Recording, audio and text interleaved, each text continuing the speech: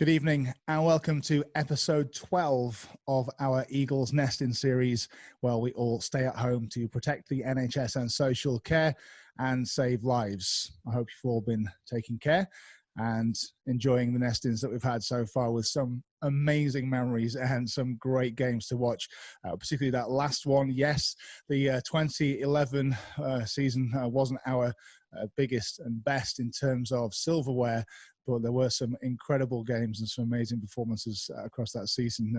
And also particularly a shout out to our amazing fans who really made that game in Glasgow. It was just something very special to watch. So thank you to all of you and everyone for watching, for all of your comments and getting involved in social media. Please do stick some comments below. And if you want to watch the full game, if you're on our Facebook page right now, jump onto our YouTube channel or watch via the website, and you can see the game that we're going to be talking about tonight immediately after this interview.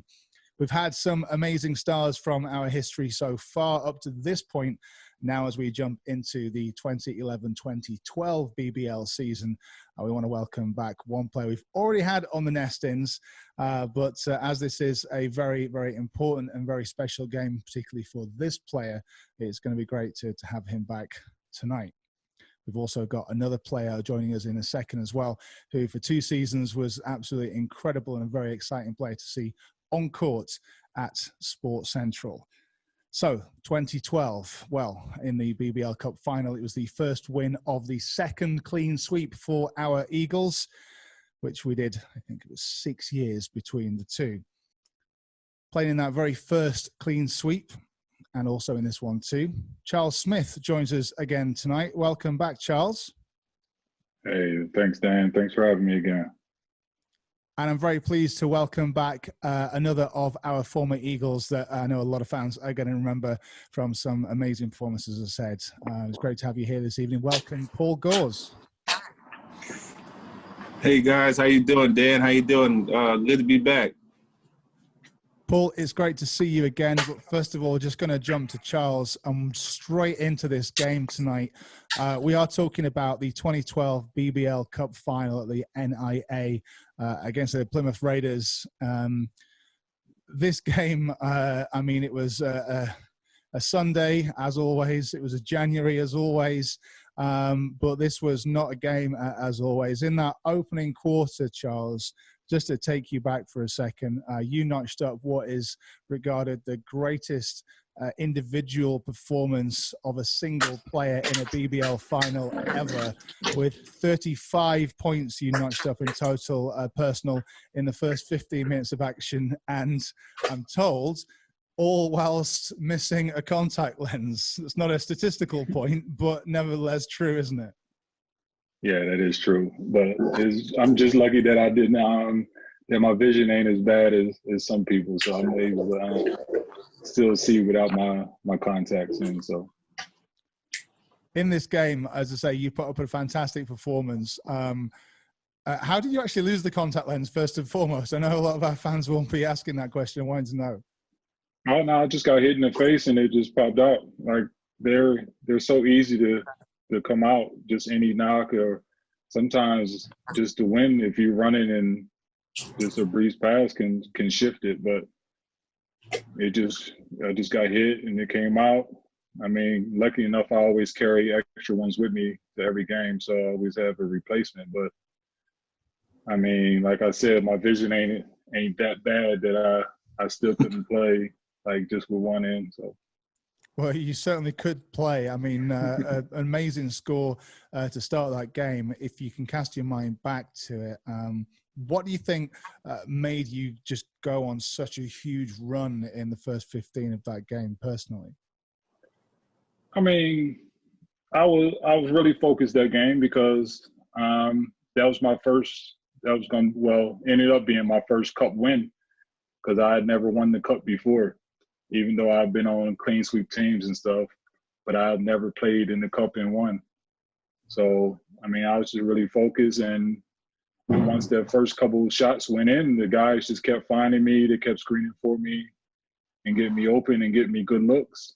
And that fact that we had so many good players on that team. So like Paul, yeah, Joe Chapman, still Andrew Bridge, Darius was down there, Andrew Thompson. So you couldn't just focus in on one of us. So when one of us get the hot hand, we always going to feed that hot hand until it goes cold. And that time I got hot, and the guys just kept finding me, and the shots just kept going in.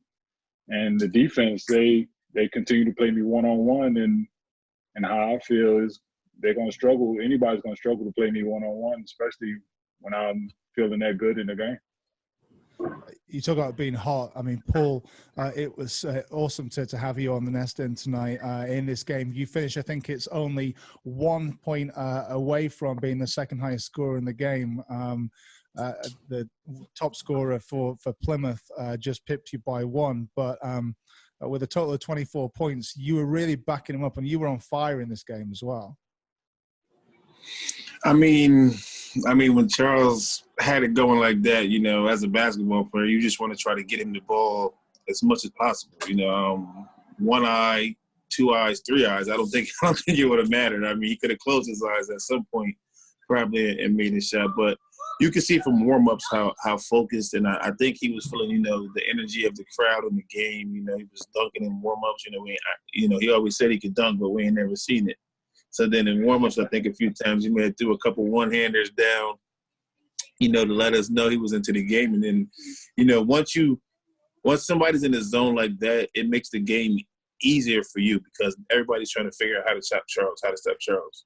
You know, and then you can't help off him.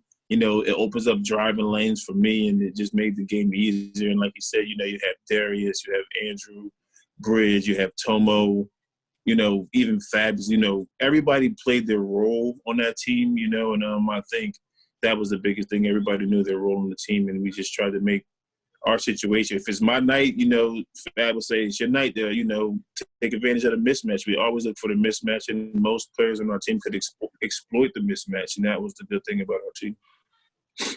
This was your first season as an Eagle of 2, and I mean, I remember, as I'm sure that many fans can as well, you were a very explosive player, Paul. I mean, I remember one time you were going across court so fast at Sports Central that you jumped straight over the ad boards, and you know, you really had that electricity and that snap to your play, didn't you, where you could like go up a gear that other teams often weren't expecting. Yeah, I mean, like the first year at Newcastle was probably my first year, I would say, of really learning how to be a pro. You know, my first year in Germany wasn't, you know, the ideal situation for a first-year player. So when I first got to Germany, it was a learning experience of how to be a pro. You know, you had Joe, you had Charles, you had Fab, you had Darius, you had Andrew Bridge, you had Tomo, who were, you know, I would say seasoned vets once I came to the team. You know, that team was together before I got there. I may have been the only new piece that was actually playing a lot. So, you know, it was a good experience for me, and learning how to use my game and my speed in situations that help the team and not hurt the team was probably one of the biggest hurdles. But I think throughout the season, you know, with their leadership and, you know, just learning how to play with the team and get better really helped me, and I think helped us later stages of the season. And in certain games, you know, when I was the guy that they say, we need you for this game, then and I took advantage of it.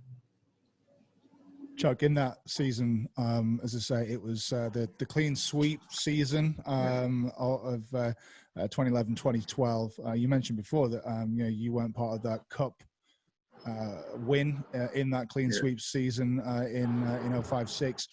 But for you to have been around that, and then after getting this particular cup win that we're going to see after the interview, did it feel at that point like this could be the one that you personally get to lift all 4?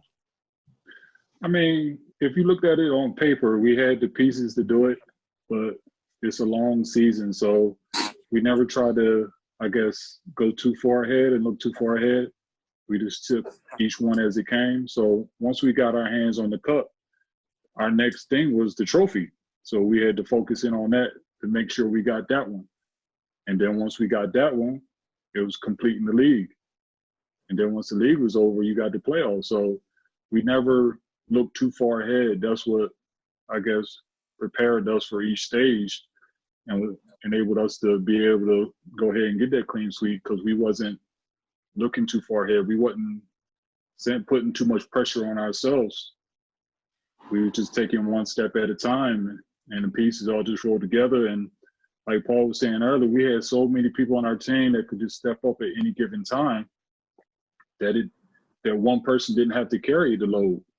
So in the cup, it was me, but in the trophy, it was somebody else. Throughout the league, we had each person was carrying the load game in, game out. So no one was wore down from the season. So that's what helped us a lot. We had such a deep team, and everybody played their role to the T, and that's what got us the clean sweep that year. I mean, you put up an amazing performance, as did Paul. Paul, your time with the Eagles, what was it like coming to Newcastle and being a part of the franchise and joining in on this?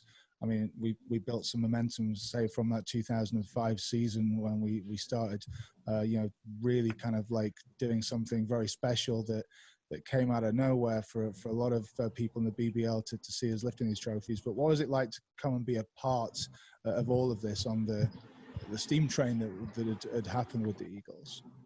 Man, I was relieved, actually. It was like a breath of fresh air because, like I said, my first year was terrible. I was contemplating if I ever was even going to try to play basketball season again. That's how bad my experience was.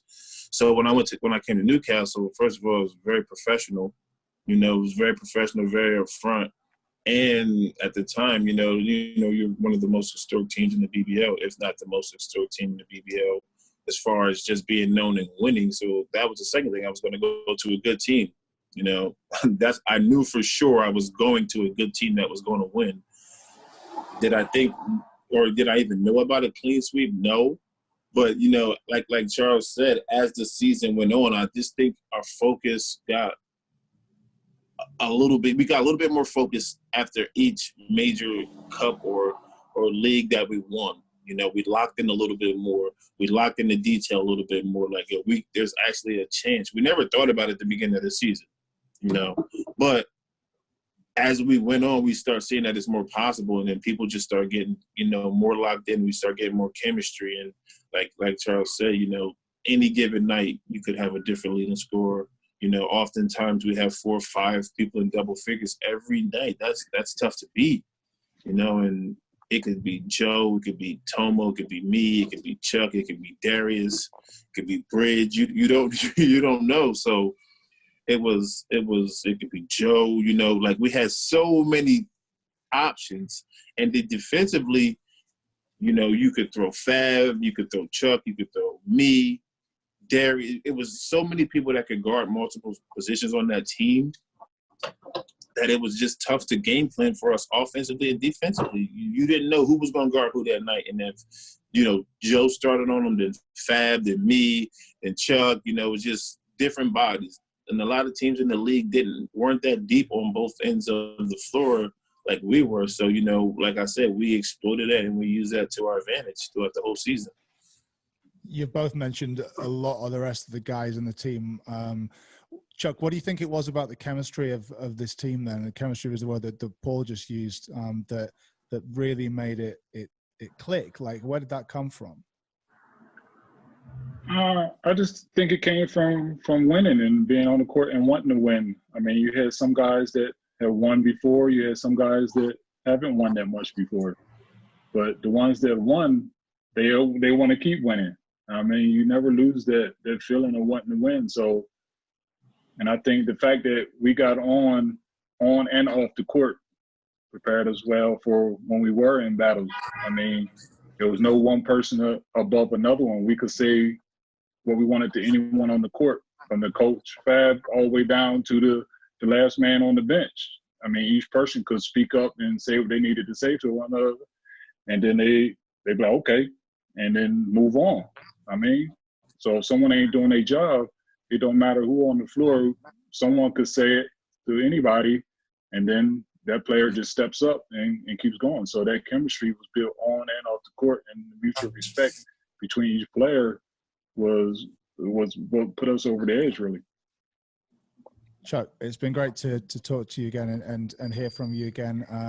I know that we're going to chat again before the series is out. We've got some more huge games involving you on court that we want to chat about. So hopefully you'll be able to join us again if that's okay. All right, yeah, that's cool, man. No problem at all. But thanks for having me. Paul, before we go, hopefully we'll get a chance to speak again when we jump up a couple of seasons. But what was it like for you? What's your biggest memory of being around the Eagles program and being in Newcastle? The whole season was a great, the whole season really, like when you win that much, it's hard to just pick out one in particular moment, I guess. Maybe, just us sitting in the locker room after the clean sweep, and just finally being able to take a breath, like as the season went on, everybody knew the pressure was building, but we kept each other calm. The hardest part of the season to me was practice.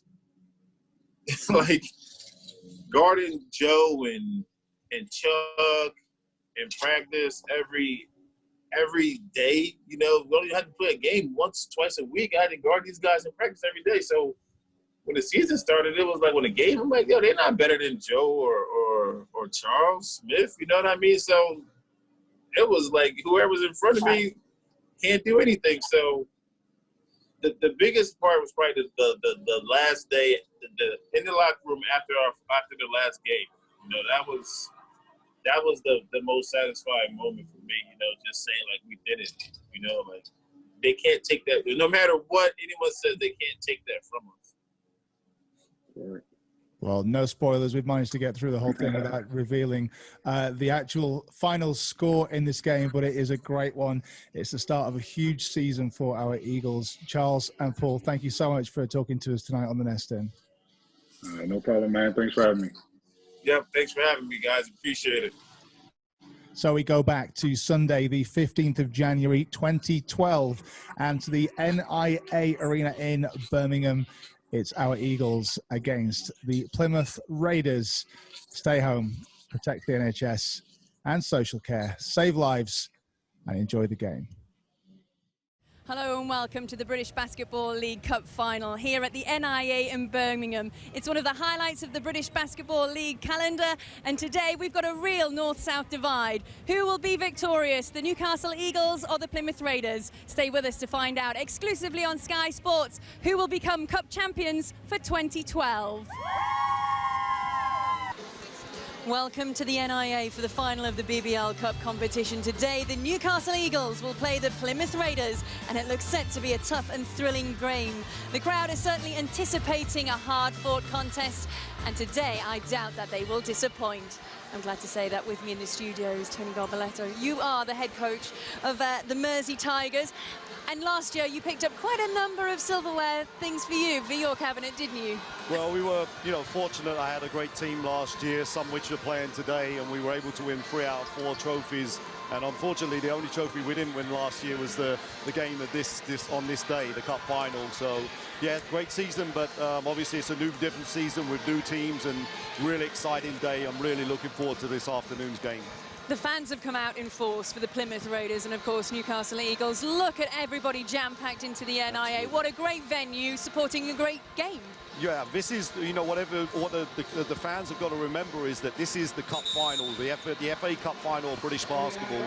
And as so, it's a really eagerly awaited day. Massive crowd following, lots of schools, lots of fans from both respective teams and around the league. And it's going to be a really exciting game. Exciting, and 3 out of the 5 last Cup finals have been won very, very closely to date. Do you think that could be, again, the case? Absolutely. I think these are the 2 best teams in the country at this moment, quite a considerable way. We've got unbelievable talent from almost every single position with great game winners, so I expect this one to go down to the wire. Great. We look forward to that action. We'd also look forward to hearing from you at home as well. If you'd like to email us and give us any questions, anything you'd like to discuss here on the show as we're live on exclusive on Sky Sports, then you can come to us on TV at bbl.org.uk. Send in your questions and we'll put them to Tony at the very least. Now, one person who works incredibly tirelessly for his side, player coach Fab Follenoy, is somebody in the basketball world that doesn't really take time out. However, in the future, will he be thinking about just slowing things down? In the week, we caught up with him to ask him just that question.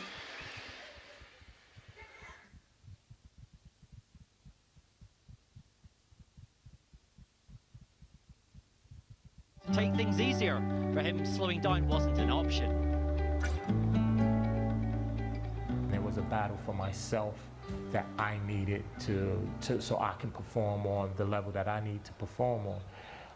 There's also the community aspect of it, because I'm very prominent and very dominant in our community. Fab's constantly working, either training with the team or fulfilling one of the many community projects that clubs like Newcastle are a part of. He just didn't want to slow down. You know, something is better than you or something is hurting you is an admission of defeat. And that's something that I do not like to, you know, to admit to anyone, let alone admitting it to myself. And again, as I said before, I'm turning it up. And instead of thinking I need a break, I'm thinking I need to work harder. It was, however, to get much worse for Fab. Later on in the season, he was taken seriously ill after his team crashed out of the trophy. Pneumonia, a bacterial pneumonia, and it had set in on my lung. My left lung, and I lost probably about 25% capacity of my left lung. The problem that I had was I had a lot of blood clotting, and they were afraid of heart attack. They were afraid of stroke. Fab's illness was a huge shock to everyone involved in the sport. Now he often tells his story, and it's clearly had a long-lasting impact on him. An appreciation and respect for what I do have. An appreciation and respect for friends and family. In a basketball standpoint, an appreciation for the sport itself. There were teams that other coaches, other players, and people that really don't necessarily like me, but they respected me in the game, and then respected what we were able to do, and that was very touching. A year on, Fab and Newcastle are reflective on the opportunities they missed last season, and this season's early impressive start is partly to get back for last year. And that's because, you know, we had a bad year. In 7 years, we had a bad year, and the first thing that everyone would say, "Oh, you didn't win anything last year," and you know, we're allowed a day off, and this season, I partly want to win as a testament to all those great players that we had in the past, because they made a lot of sacrifices. Today's final is that chance for redemption, and he so badly wants to take the cup back to Tyneside. This cup will represent, more so than anything else, it will represent, you know, tradition of our club, you know, the legacy of myself, the legacy of the club, the legacy of the individuals that are still playing in it, and the legacy of the players that are coming before. Probably this one more so than any of the others, because, and quite honestly, this is the only one that I've only ever won once in my career, and it's the one that I won the least amount of times, and it's always the first one up for this season. In order to win all four, you got to win the first one.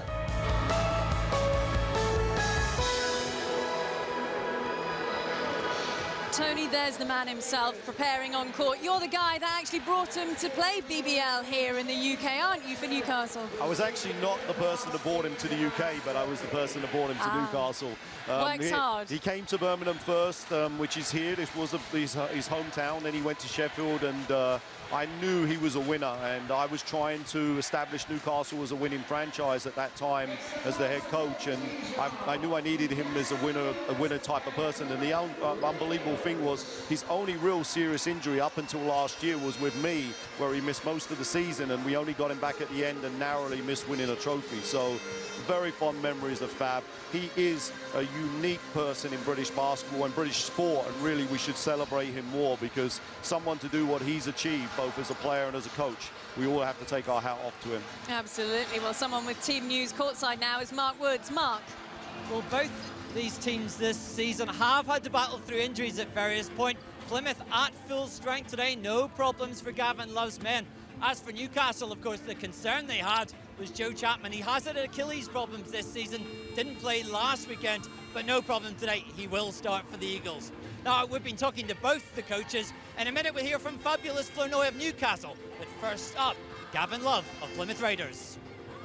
Gavin, you lost to Newcastle earlier this season. Jeremy Bell had a bit of a nightmare that day. How important is he going to be today to overcome that defeat? Well, Jeremy's a great player, and obviously we need him to have a solid game in order to win today, and I'm sure he will. He's ready, and he doesn't have too many off days. Painful memories, I'm sure, of that 2009 final against Mersey. You started badly that day as a team. How important is it today to get off to that good start? Well, it's important in every game to start well, get your confidence, and I think it's going to be extremely important today. And the guys are ready, we've prepared well, and I'm sure it's going to be a great game today. It's your second season as coach. The club have given you backing to change players, move players around. Are you feeling some pressure to deliver this trophy? No, not really. No more pressure than Fab over there is, to be honest. You know, at the end of the day, there's always pressure, but it's only pressure in which you put on yourself, so I don't feel any pressure from anywhere else, that's for sure. Finally, pick up one key to the game that we should look out for Plymouth. Well, I think at the end of the day, rebounding. Dominating the boards is just going to be spectacularly important, and keeping them down to one shot per offense. Fab, 13 trophies in 7 seasons, but just one cup. Is this the one you really want to win? Of course, because it's the one that we're playing for right now. It's right in front of us. It's the most talked about piece of silverware for the season because it's the first one. And more importantly for us, we haven't won any in the last season, so we want to get off the season to a good start by winning this one. Gavin says your favourites. Other coaches have been saying your favourites. Mentally, have you had to challenge your team to make sure they're up for this game?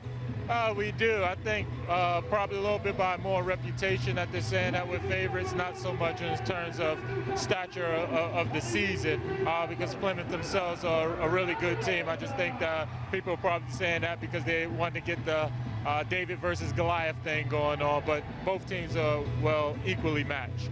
Strategy for you this afternoon. What should we look out for from Newcastle Eagles? Everything. We're going to go out there and do what we do. We don't change a game plan and tactic for any games. We go out there to establish ourselves defensively and offensively, push the basketball and get the basketball to whoever it is that we need to.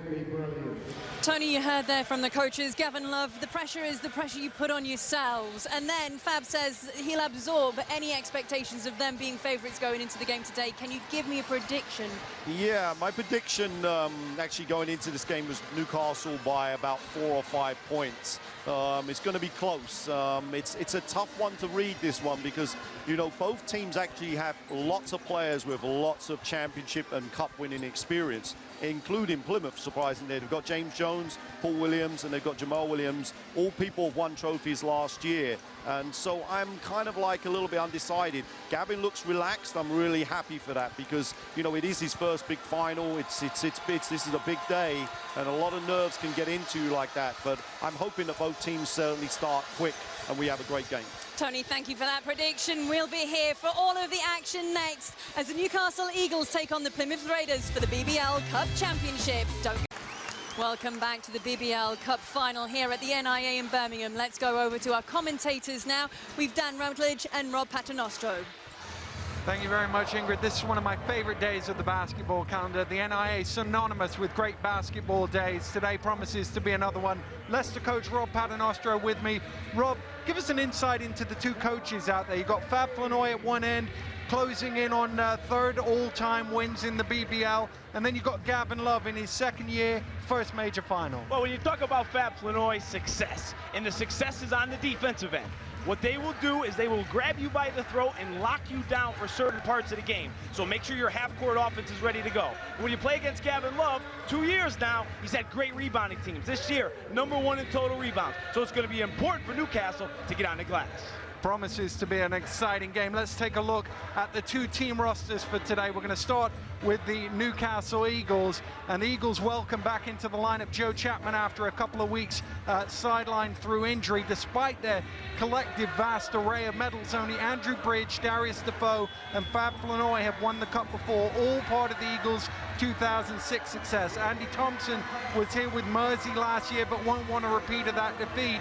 They haven't done it much in the cup final, Rob, but they've plenty of big game experience. Oh, no doubt about it. And it's also important that they've done it together. Yeah, they brought Thompson in with the 3 trophies from last season, but they have guys in Chapman, in Smith, Flanoy, Defoe, Bridge. They've been on the court together in big games, and they know what it takes from each other. So that continuity always does well for Newcastle, and it's put them in another final. And now to the Raiders, and whilst Paul Williams was celebrating with the Sharks 12 months ago, Jamal Williams and James Jones were on the losing side in last year's cup final. Jones was a winner in 2009, Plymouth's darkest hour in the competition, when they were crushed by the Tigers in the final. Only Anthony Martin and coach Gavin Lubb, then a player, survived from that record-breaking defeat. Rob, this team was put together for days like today. Well, no surprise. No doubt. They brought back Colbert. They brought back Rowe, 2 successful frontline players. And then they went out and got Mr. Williams, Paul Williams, a huge presence. But then during the year, he made the change, and he brought the MVP from last year, Jeremy Bell. A team like that should be in final. Here we go then, BBL Cup Final 2012. The ball is up, the Raiders win the tip, and they will have the first offense of the game as Jeremy Bell crosses the halfway line. Rowe over on the far side to Colbert, guarded against Smith, 2 of the explosive scorers in the game. Williams inside, and that's going to be a key battle. Oh, good position from Williams. Nice little play by the Raiders. They got it inside to him, missed the one he normally makes. Thompson from deep. You've got to guard him all the way out to the three-point line. That one doesn't go. Colbert drops it inside to Rowe at the elbow. Rowe driving to the basket, blocked by Charles Smith. Rowe gets his own rebound. Colbert with the head fake, nowhere to go. Rowe gets the shot up, and that's the first points of the final. Well, Charles Smith with the block shot, nice play, but Rowe gets the ball back, and he's an excellent 10 to 15-foot jump shooter, buries the shot, 2 points for Plymouth. Flanoy hands over to Chapman. Probably could have played last week. They rested him to save him for this week. Defoe with the little mid-range jumper, which has got better and better over the last year. No doubt, he's shown his game. Got the ball, nice dish on the baseline, and if he's making that jump shot, it makes him so difficult to defend. Tied at 2. James Jones had a bit of a nightmare in the cup final 12 months ago. Bell to the hole, that's what he does. Well, that was a quick move by Chapman. Sliced to the basket with a good finish. Jeremy Bell needs to have a good game, and Plymouth want to win today. Chapman going hard. He's blocked by Williams. Loose ball comes out to Flanoy. No reset. Doesn't matter anyway. Smith for 3. Hits, and he's fouled by Williams. And Charles Smith with a spectacular play inside the first 2 minutes of the game. Well, if there's one guy you don't want behind the line with an open look, it's Smith, as he gets hit after the shot from Williams, and that's a bad foul from Williams, who has struggled with foul problems before, a tough one on the perimeter. But Charles Smith, he's been a shooter for so long in this league, not only from three-point range, but also from mid-range. He's a guy that if he has the open looks, will knock him down. And so often in big games, it's Charles Smith who comes to the fore for the Newcastle Eagles. Can't convert the 4-point play, and he commits a foul at the defensive end. Well, Bell looks quick today. Had the tough game last time in the blowout loss up at Newcastle. Certainly a key to the game today is Bell not only scoring, but breaking down the Newcastle defense in order to give Plymouth better opportunities. Bell sliding along the floor. That's no longer a traveling violation. It would have been a couple of years ago. That one bubbles out. Ball is loose, and Colbert finishes it off. Well, that's the problem with the Raiders when you play against them, is they're all over the offensive glass. Colbert, but Williams is the guy that kept it alive. Got it back into Colbert's hands for the deuce. Smith spins. Oh, nice move from Charles Smith. He's also got post game. Yeah, from the 3 before, and now you get up in the post, and he's able to shoot the ball with the one-handed over the left shoulder for 2. Colbert with the spin. Ball comes down in Fab Flanoy's hands. Flanoy back to Smith, open again. Yes! And Charles Smith with another. And that's a great pass from Flanoy. He saw him and he was trailing, took it to the right side, kicked it back. Smith wide open, knocks down another one. Ball comes out of the back of the ring, and apparently being told that Charles Smith has lost a contact lens and can only see out of one eye. Wouldn't like to see him when he can see out of both. Wow, he can see the basket, I'll tell you that. And that's what's so great about him is not only can he shoot from the three-point range, but we saw him go into the post and shoot with the one hand. He shoots with two hands, he shoots with one hand, he shoots behind the arc. And this is a guy, Charles Smith, who retired, and he was done. But boy, were they happy when he, reneged on that retirement and came back, because there's not many players that you can find that can give the big game experience, but also the talent that he has. Well, as Bell made the first free throw, Smith went over to the bench, and somebody's gone running back off into the locker room to see if they can get a replacement contact lens for him. Oh, Thompson's not looking as the pass comes to him from Flanoy.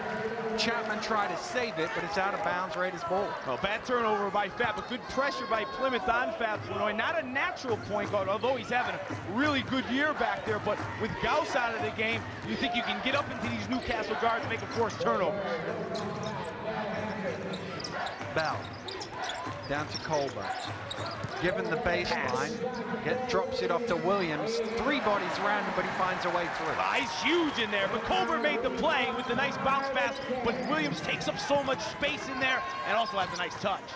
Chapman throws it down low to Thompson, and that rattled through his hands and out of bounds. And Plymouth get the ball back. So far, I like what Plymouth's doing in the half-court offense. I thought it was a key, the way they moved the basketball and were able to go inside. And right now, they look comfortable and look like they have a plan to attack that vaunted Newcastle defense.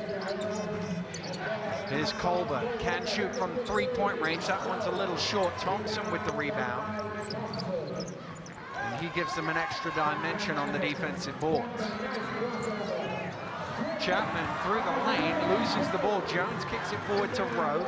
The Raiders captain keeps on going, looking for room along the baseline. He's just bumped by Andy Thompson. That'll be a foul. Well, Rowe had nowhere to go there. He wanted to go to the right hand. He likes that right hand, and he went baseline. And Thompson with a ticky-tack foul there. Looking over at Neil Wilkinson, wondering what he did, but he's called for the foul, and not much in it. Tough call. Jones into Williams. Williams trying to go to work on Defoe, and that's a holding foul on Darius Defoe. No basket, foul is on the floor. Well, I'll tell you what, if he didn't call the foul there, that was going to be a deuce. Again, the key with playing against Williams is not to allow him to get deep position close to the basket. And so far, he's done a great job of getting down there. And when he's down there like that, with that touch he has, more often than not, it's going to be a deuce. It's an easy thing to say, not let him get deep position. It's a much harder thing to do. Bell driving to the hole, overcooked, rebound Rowe, and he sticks it in off the glass. Plymouth all over the offensive glass now. If it's not Colbert, if it's not Williams, it's Rowe. And Rowe does a nice job there, not only getting the rebound, but finishing. Traveling violation, and Newcastle, who started out real hard, have turned the ball over a few times here in the last couple of minutes. Well, the jerseys come off Paul Gause, the point guard for Newcastle. He's going to come in for Flanoy, who's turned it over twice. And I'll tell you what, watch this guy, Gause. When you talk about speed, he's a blur. Pushes the ball up the floor. He is a guy that I think is the X factor in this game for them, because he can make the defense, he can go by people and make the defense have to react and set it up for the shooters, Chapman and Smith. Colbert driving past Smith, a little short on it, good help defense. Smith came up with the ball, tried to hand it over to Chapman, and eventually got it there. Defoe to Chapman. Chapman drives past Jones, out to a good ball movement, goes in the corner, fires up with the jump shot. First shot, 2 points. Well, Chapman did a good job of penetrating, but he saw the help come over, and then Newcastle with the good ball movement. Andy Thompson, the big guy, kicks it over to Gause, hits the 15-footer.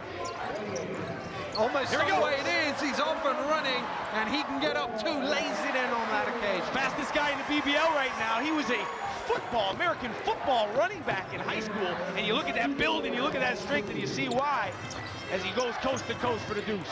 Colbert, big lane through the middle, flush finishes it with two hands. Not that often that you see the Newcastle defense open up like that, but Culver was able to take the ball to the basket and finish with two hands. Tied at 14 midway through the opening period. Defoe can't break that tie, and Rowe with the rebound. Colbert spinning along the baseline, good handoff, and Williams lays it in. Well, Colbert's had a good start so far, one of the most versatile players in the league from Jacksonville University, and Williams is under there with the deep post position. Good start both teams, Daniel. Certainly has been everything we were hoping it was going to be. It's, I think, very much a coin toss game, this one. Hard to pick a winner. Defoe's shot is short, and Jones pulls in the rebound. That's an offensive foul as Williams tried to get some position on Defoe out on the break. You know, see, that's why you tell your players not to commit the foul he committed early on. He committed that foul on the three-point line that gave him one, and now he goes into the post where he doesn't even think he's fouling, and all of a sudden he has two. And he's been playing so well so far that the Raiders would not want him to go to the bench. Let's try to look at this again, Daniel. It's the bounce pass in, and it's, you can't really see on that replay. It's the establishing position, just moving Defoe out of the way. But as you rightly point out, the second personal foul, coach is leaving him out there 6 minutes into the game. Gause fires up for three off the back of the ring. Jones is chasing it down with Smith. It's out of bounds. Referee's late to signal. Still don't think he signaled, but now it is a Newcastle ball. Well, these rims are a little hard at times here when you take the shots. A lot of long rebounds. The guards are very important. It's not just the big guys, it's the guards that have to come in, and Jones went after at that time, couldn't get it. Newcastle ball. Bridge. Ball goes up top. Smith wants it, gets it on the three-point line. Steps back, that's a tough shot from Charles Smith, and he makes it. A third triple of the game for him. I was just about to say, great defense from Colbert by pushing him that far out, but Smith's in a zone right now. 3 of 3 for Charles Smith. Don't need to find that contact lens. Offensive foul the call as Jones strides through Defoe on the floor taking the charge. That's what Newcastle does so well. If one man is beaten, there's somebody back there to help out. And Darius Defoe, who's been in this system for a long time, understands that, jumps over, draws the charge. 3.5 minutes to go here, and Ojo into the game for the first time for Plymouth Raiders, and he's very much their three-point threat.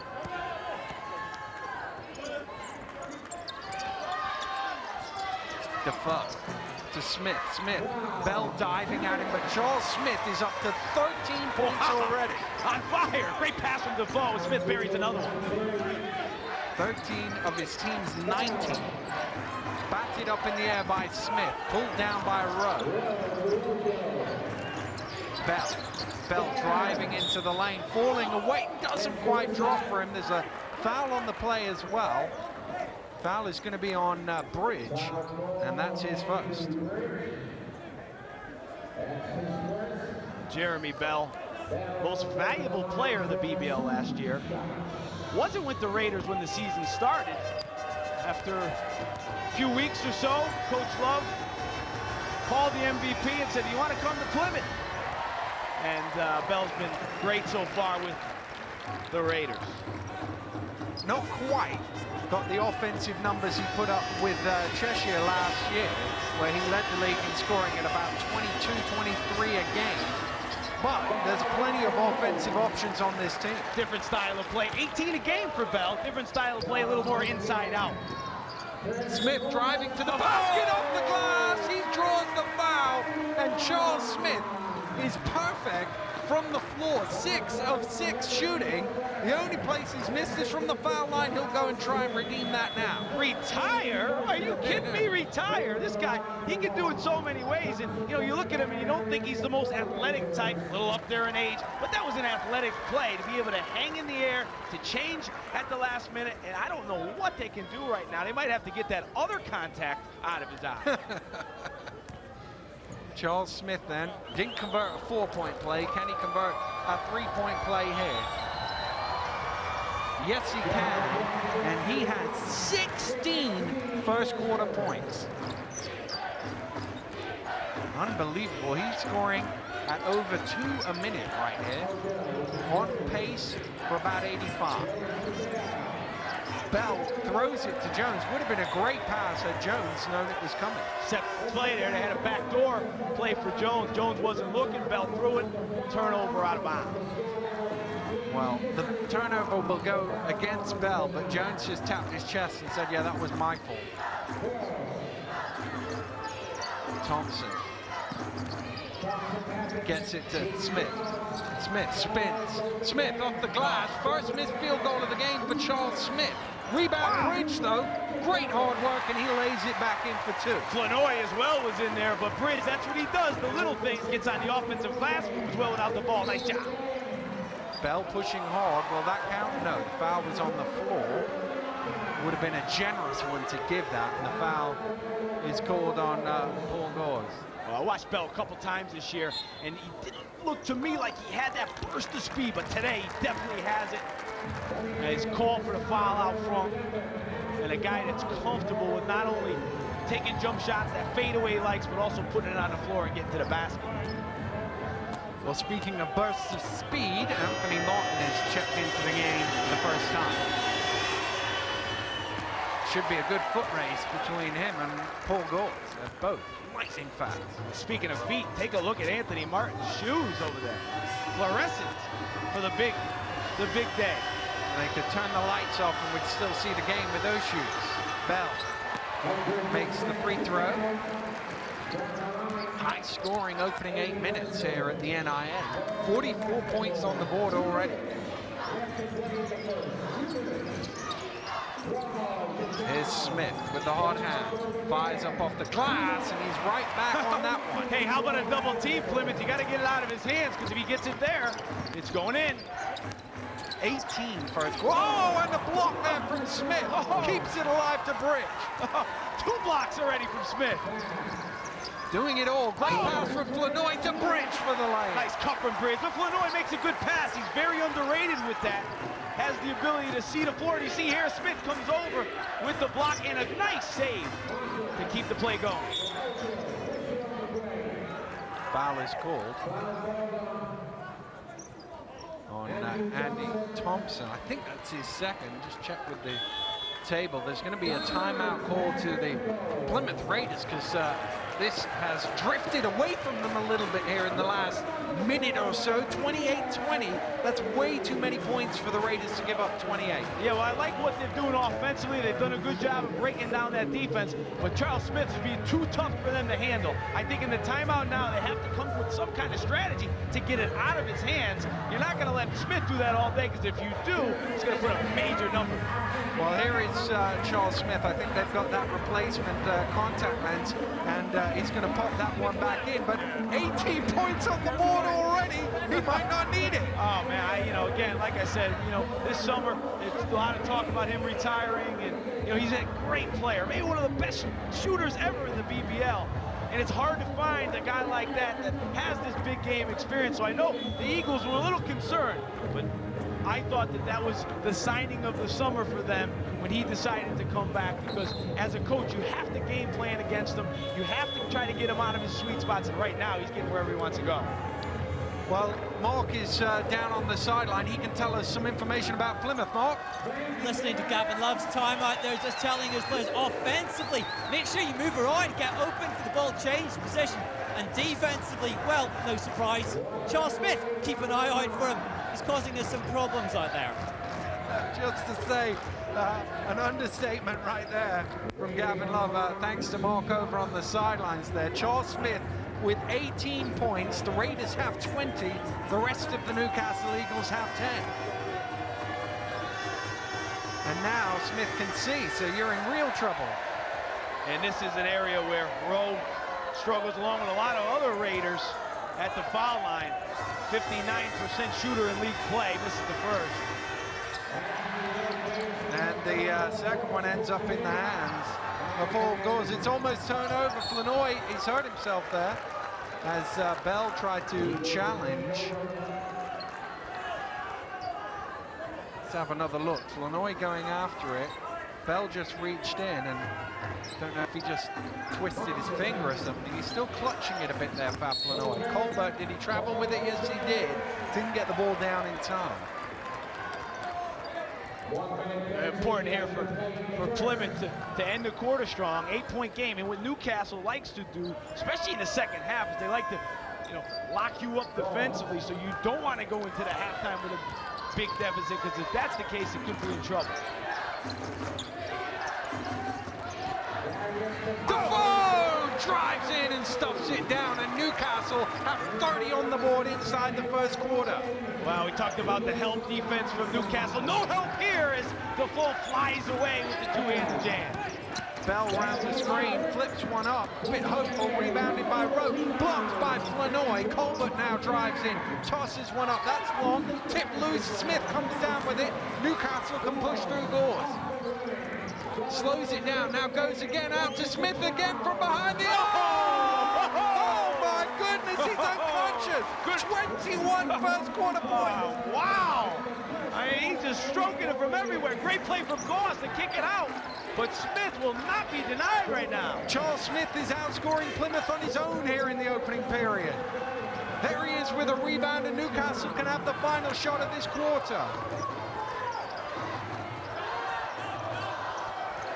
Gause drives to the hole, has he knocked away, gets it back, reverse lane on the buzzer.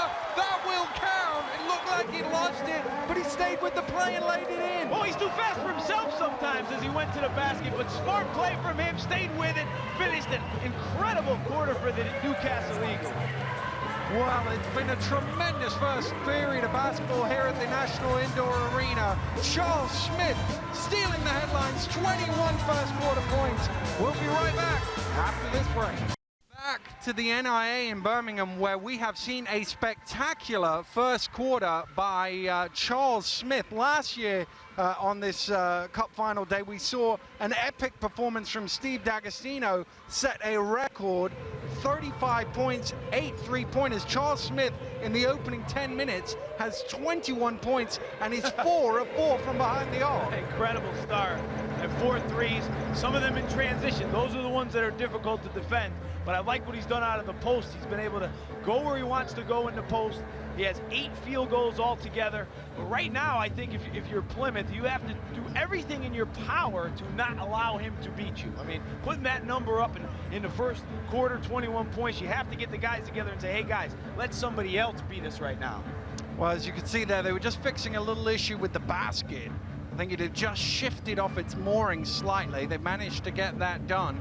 But one thing you noticed in the quarter break, Rob, was how this Newcastle lead of 15 built up when Paul Williams went to the bench. Well, I mean, he had 4 points and 1 rebound. Not great numbers, but his presence on the inside defensively and also on the offensive end looked effective early. He was only allowed to play 6:26 with the 2 fouls, but down 15 to start the second quarter. Coach Love's got him back in the game. Well, it's the name of Charles Smith that's being chanted by the Newcastle Eagles fans. Flanoy to inbound for Newcastle. I mean, you have to think that a lot of Plymouth fans are thinking about the last time they were in the Cup final where they were blown out, because this has potential to be another blowout. Is that a travel I think the referee's going to call? Yes, it is. A traveling violation on Defoe in the lane. Well, he's better off than the foul. It looked like it could have been a foul from Defoe here as he leads with that left arm, but called for the travel. The referee on the baseline was signaling charge, but that was waved off with the traveling violation call first. There's Ojo. I think it's his first touch of the game. Bell running along the baseline, nowhere to go. Flanoy takes it off him. Flanoy slows down, waits for the cavalry. Here comes Smith. Smith wants to get it on to Gause, gets it to him. Gause penetrates, is bumped by Ojo. I think that'll be on the floor and will be a Newcastle possession. You see Gause left-handed. You don't want to get too close to him outside because he can blast by. You got to give him a step with that speed. Lobbed into Smith. He had to chase it down. trying to get it back to Flanoy, knocked up by Bell. Bell's trying to claim possession of the ball, but referee said otherwise. Nice start so far from Plymouth on that defensive end, fronting the post players. You see Colbert and Smith now battling for position on the out-of-bounds play. Flanoy into Defoe. Shot clock down to 7 for Newcastle here. Bridge in the corner for 3. Doesn't quite draw any points from that. Here comes Martin going quickly. Martin to the hole. Can't finish it off though. Loose ball comes out to Colbert. Colbert trying to get it to Williams. Williams back to Colbert. Good cut to the basket. That's what I like about Williams' game is he's not only a scorer in the post, but a good passer, and Colbert's a good cutter. And those two teamed up for 2. Smith up to 23. At some point they have to come with a double, triple, quadruple team. I'm surprised he's got single coverage there 15 feet away, and you know what he's shown so far, he can knock that down. So interesting that they have not decided to double. Bell gets it to Williams. Williams traveled, I think. Yes, said the referee. That's the danger with giving the ball to a 6'10" player out on the perimeter and asking him to put it on the floor and make a play. Good call with the travel. Just moves his pivot foot there before the ball goes down. Ojo will sit back down with James Jones checking into the game. Ojo was a concern for the Eagles today. Shooting over 40% from three-point range, but so far, not even a shot attempt. He's only had a couple of touches of the ball. Gause almost loses it under pressure from Martin. 2 behind the back, save it.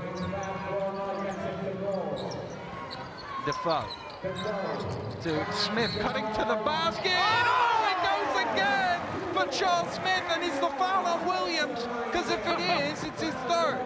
Wow, and that's what we talked about, how he does it in many ways. He posted up the last possession. It is on Paul Williams, and he has committed 3 fouls inside 12 minutes of this ball game. That's huge. You know, not only on the offensive end, but defensively. And here you see Smith now. He's posted up, he shot the 3, but now he comes with a little curl cut to the basket. And if you're going to foul him, you better foul him hard, because he has the ability to convert. Just came up hopping a little bit there, Charles Smith. He seems okay. He's gone to the line. He converts the 3-point play. He's running back okay the other way. It's going to take a lot to get him to come out of this one the way he's playing. Martin. Jones. Great hands from Gause. He throws it ahead to Bridge. Bridge wasn't running it. It was an anticipation play from the Newcastle point guard. Colbert, did he travel? Yes, he did. And they just look a bit disjointed at the moment, the Raiders. Well, that's what the Eagles defense could do to you. They got the turnover, but the Newcastle turned it right back, but their Bell made a poor decision, throwing it from such close range to Colbert, and he gets called for the travel. And Chapman checking back into the game for the Eagles. No points for Chapman. 40 points on the board for the Eagles, nothing for Chapman yet.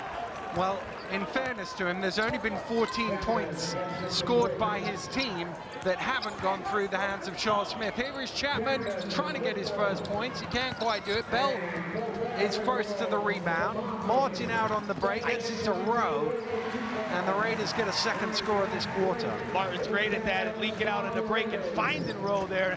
Look like Plymouth now in a 2-3 zone. See what that'll do to the hot Smith. Smith. Nothing. It won't stop him. Man-to-man, zone, this guy, that guy, who cares, he says.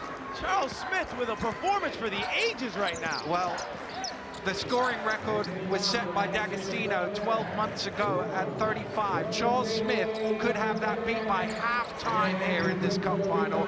He has already scored 28 points. Smith moves it on to Chapman for 3.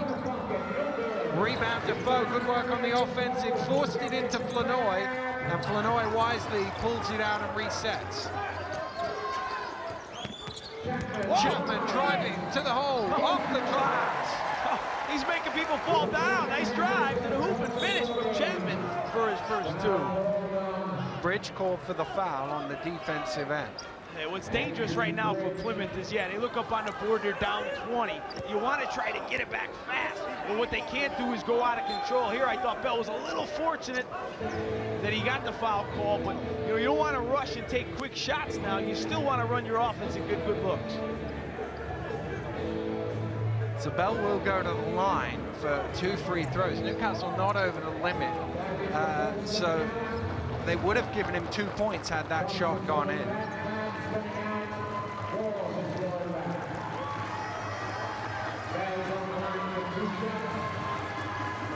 Just some discussion, and now Darius Defoe will sit down for Newcastle Eagles with Thompson checking back in. It's awfully quiet in the green section over here right now. So many expectations for this game, even from the neutrals.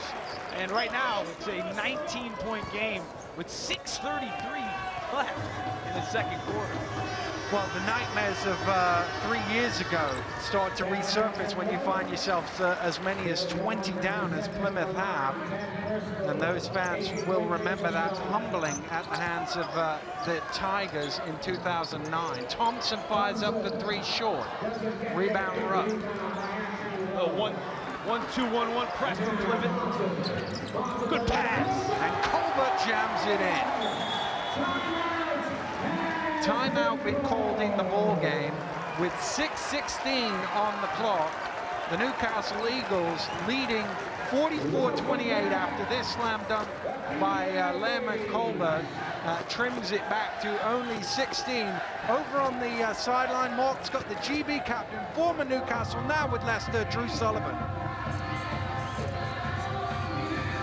We're not that far off from the Olympics. How's that exciting building? Obviously, everyone's very eager to get to July and start training camp, and then obviously get ready for the Olympics. So, we get emails from the coaching staff and from admin to get papers sorted out. So we're all really, really excited about it. Look at this game today, your old club, Newcastle, at the moment. A bit of a blowout there. Can you see a way back for Plymouth? They've got to try and figure out slowing down Charles Smith.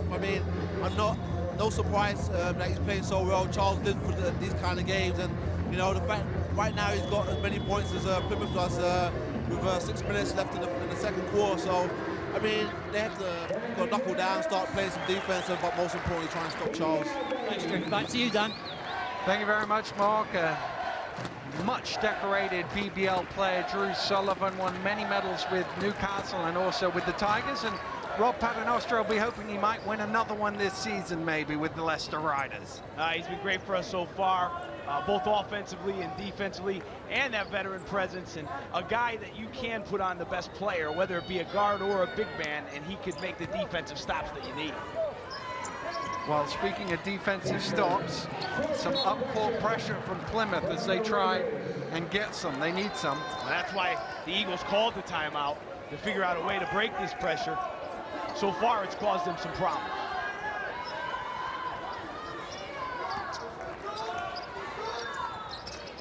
Bridge. Bridges had it knocked away. In some ways, you just want to give it to the point guard and let him blow past rather than this passing cross court. Well, they did a good job of denying Gause the ball. I think he's got to do a better job of getting open to get it, because with his speed and his ball handling, you would think he would be able to handle that pressure. Fab Flanoy checking back into the game, and Bridge sitting down. Smith open again. Oh, Charles Smith yet again from the three-point line. A simple down screen, and he's wide open. He's got time to shoot that. Unbelievable. 31 now for Smith. Good block from Chapman. Smith out on the break, and that will be a foul by Bell, and Martin was further back, so it won't be an unsportsmanlike. I am just amazed that Newcastle was able to just walk the ball up the floor, run a down screen for Smith, and he's wide open behind the three-point line. It's just, Plymouth's got to do a better job of denying him the basketball. And they got to switch, they got to talk. It's just too easy right now. Chapman lobs it towards Smith again. Again, it's still single coverage, no double team help. Out to Thompson. Gause in the corner for three. Not quite. Smith tips it back. Not quite. Too close for him right there. A rare miss for Charles Smith in today's game. Bell to the hole for two. Nice drive. He's looked lively today, Bell. Slicing to the basket. Flanoy picks it up in an awkward spot, gets it to Chapman, got to get it across the line, didn't quite get it across the halfway line in time, an 8-second violation against the Newcastle Eagles. Oh, nice job from the Raiders with the pressure situation, 17-point game, still 5 minutes to go in the half, so they have time to cut into this lead. They get it under 10, it would be like a win for them so far, the way Smith's played in the first half. Rowe spins, Flanoy with the help, forces the pass out, skip round to Bell. Bell thinks about the shot, drives in baseline instead. Now Rowe has it. Rowe dumps into Colbert. That will go and a foul is called. And Colbert will go to the line for a bonus. Nice job, Colbert there. Rowe with a good pass. And Colbert smart enough to be able to finish that and draw the contact. And I like what Colbert has done this year. Had a good year last year, but has come back 15 points, 7 rebounds a game, 3 assists, high percentage shooter, but struggles at the foul line, 47% so far. Didn't struggle on that occasion, clean shot. Here's Gause. This is what I'm saying, just let the quick point guard run it down court, and all they're gonna do is foul him. He looked like a running back there as he slammed into James Jones. Watch here, boom! Look at Jones, hand up, okay. Nice job for Gause. And he had extra yardage after the hit as well. Gause throws it to Smith. Colbert bats it away. Still Newcastle have it though, trying to break through. That was a tough double team. They have numbers here, 4-on-2, out to Bell. Bell fires it up, doesn't convert, and there was no Newcastle players back for the rebound. Wow, down to 12. Credit Plymouth for sticking around right now. And those in green have found their voices again. Flanoy trying to find a way through the lane is bumped, I think, by Rowe. Yes, it is. The Plymouth fans wanting a traveling violation, but it was the impediment by Rowe that caused the travel. Ooh, not as convinced on the replay as I was in real time. Tough call. You know, the danger for Newcastle now, after such a hot start from Smith, is to try to force-feed him the basketball all the time. So I thought the last few possessions they have gotten out of their offensive flow by trying to, dump the ball into him over and over again. They're going to have to get other guys going. You can't just rely on Smith. Although he's been sensational, you're going to have to get Chapman going, you're going to have to get Thompson going. A little better ball movement now as the quarter winds down. Well, yeah, when a guy's got 31 points and you're still 5 minutes from halftime, it's not surprising you're going to throw the ball his way. Martin running quickly, throws it out to Jones. That shot is closed down quickly. Bell has time and space and hits for 3. Nice play from Jones with the kick out, and Bell, who's shooting the ball pretty well today. Now it's down to 11. Chapman. Stolen away by Bell, he's off and running, you won't catch him, and he will lay it in, and this lead is back down to single figures. And the Raiders fans on their feet. It's almost like they've won the game the way they're celebrating. They've just got it right back. Well, you have to give Plymouth and Coach Love credit here. It was easy to look at this game from the beginning and say, oh, wait, maybe not today. But they put the press on, they've upped the tempo a little bit, and right now with a 9-point deficit, they got to be feeling really good about themselves. Well, that's the thing. I mean, Charles Smith has got 31 points in the game. We're not expecting him to go for 80, which is the pace that he's on. So at some point, you need to keep in the game. And they have done that. And like I said, for Newcastle now, good timeout from Coach Forrester over there. I think it's very important that they establish somebody else. Somebody else gets a rhythm. Yeah, I mean, you got to keep going to Smith, but you also are going to need somebody else to step up as this game goes on. I think the other thing Newcastle psychologically have to remember is they're 9 points up here. It's easy to get, oh, we were 20 points up and now it's down to single figures. If you'd offered Fab 9 points, 4 minutes from halftime, he'd have been more than happy. and also with Williams on the bench with 3 fouls as well, an important player for Plymouth. But, you know, these guys have been here before with Newcastle. I mean, they've been in games where they have blown teams out early and, you know, maybe had to hang on. So I'm sure they're comfortable with how it's going. But, you know, for the neutral here today, we're glad to see that there's a lot of fight left in the Raiders. Well, the Eagles have already given up 21 points on 3 occasions this season. Your guys were 21 down in the first leg of the Cup semi-final. You came back to draw that at 90 points each, and you had a shot to win. And it's happened a few times for Newcastle this season. So they have been there, and they did win those games. Oh, Bridge is in trouble here. Just gets it into Gause. And here he is off and running. And he's bumped by Jones, and in some ways, he made the contact. He went towards Jones. Jones couldn't get out of the way. That's a tough call there. Gause with the speed, and they like to see him let that one go, not put him on the line. And that is the 3rd personal foul on James Jones. He's the 2nd player on his team to reach that mark. It'll be interesting to watch the free throws today. 2 teams, Newcastle shoots the free throws well at 71%, 3rd in the league, and Raiders 9th in the league at 61%. 61, man, that's tough. And that's only 9th as well. Must be some poor free throw shooting teams behind them, Rob. Can you think of any off the top of your head?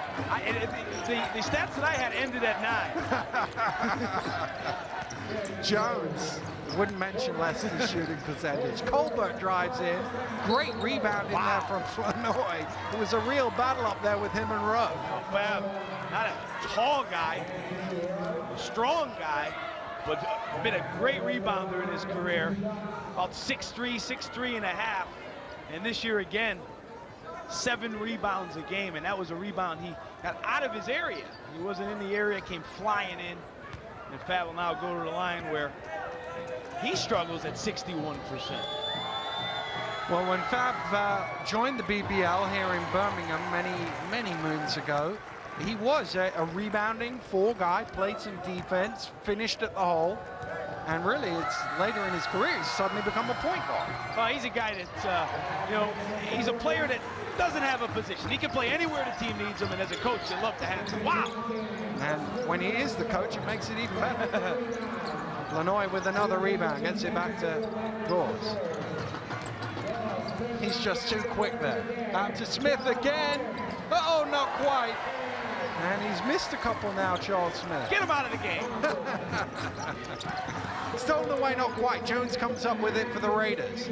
Martin throws it up. Colbert catches, blocked from behind by Flanoy.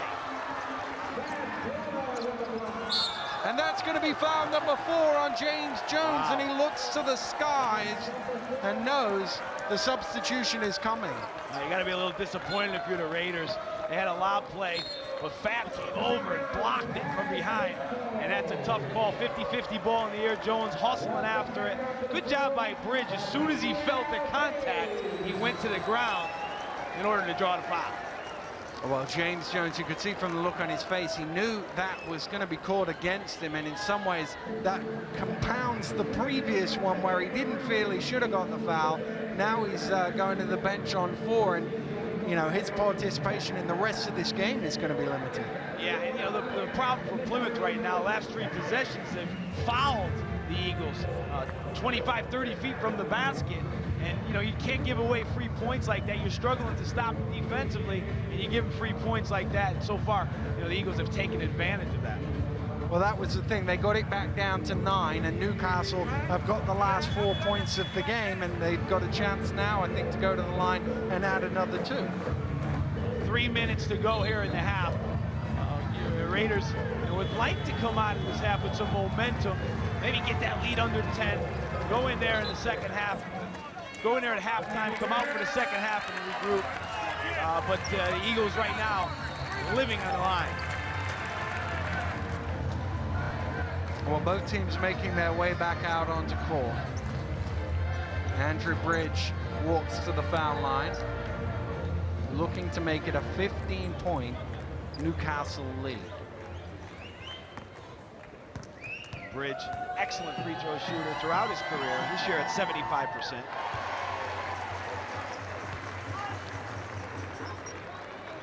First one is good. And the second one is too. 55 with still 3 minutes to go in the first half. Phenomenal offense by Newcastle, mainly led by Charles Smith. Colbert, Martin, Rowe at the foul line, closed down quickly by Defoe. Pass behind Martin, but he caught it. Shot clock down to 5 now. Bell with a fall away. It's a foul call first. It's on Charles Smith. That's his second personal foul. Well, that's good defense by the Eagles in that possession, but that's why Coach Love went out and got Jeremy Bell. Because even when the Eagles play good defense like that, he's crafty enough, smart enough, talented enough to draw the foul. Oh, Colbert to the hole, and Newcastle just lost him for a second. Another nice pass from Martin. He's giving him good minutes off the bench in this first half. Smith lobs it down to Defoe. Defoe spins from the corner. Tipped in. Flanoy came flying. It didn't go in though. Martin pushing. Martin not quite. Colbert going after it. Second attempt, gets the rebound and sticks it back. 2 to play. It's an 11-point game. Strong from Colbert as he chased down the play. Was crafty enough to get that rebound and put it in. Gause fires up with that count. Yes, it will. He'll go to the line for a 3-point play opportunity. Coach Love did not like that call on the sideline. Shirt untucked. And he's going to get a talking to by the official. Let's take a look at it again here. Crossover. Incidental contact at best there. But credit Gause for hearing the whistle, pulling up, hitting the shot. Well, referee Wilkinson had a quick chat and back into the lineup. You like to see that, you know, not a technical foul given, just a talking to, calm him down. He understands the stakes are high in this game. There's going to be emotion. Martin bounces it over to Ojo, guarded by Flanoy. Drives inside, throws it away to Bridge. Oh, Bridge loses the handle, picks it back up. That looked like it might have been illegal, but nothing doing. Bridge to the hole, lays it in, and he's fouled from behind. I gotta have to take a look at that one again. Looked like he passed the ball to himself. If we could do that, basketball would be easy, but after he did do that, he was able to go to the basket and finish. Maybe we can somehow get a replay of that, but he looked like he was in the backcourt, passed it up ahead to the front court, grabbed it, and went coast to coast. Well, Jamal Williams is going to check into the game for the first time. Ojo sits down. Williams was one of the few to come out with any credit 12 months ago on the Mersey side of the ball. They didn't play very well as a team. He was okay, though. He was an effective player all throughout the year for, you know, the 3 trophies that Coach Garbaletto and Mersey won last year. Signed a few weeks ago by the Raiders, hasn't been able to crack the lineup yet. But with the foul trouble out here today. I'm amazed, actually, that A, nobody had picked him up beforehand, and B, he hasn't forced his way into a few more minutes for the Raiders, because he is a deceptively effective player. Rowe with the jump shot. You can't leave him open at in that position, 16 feet from basket. That's his game. He's able to knock that down consistently.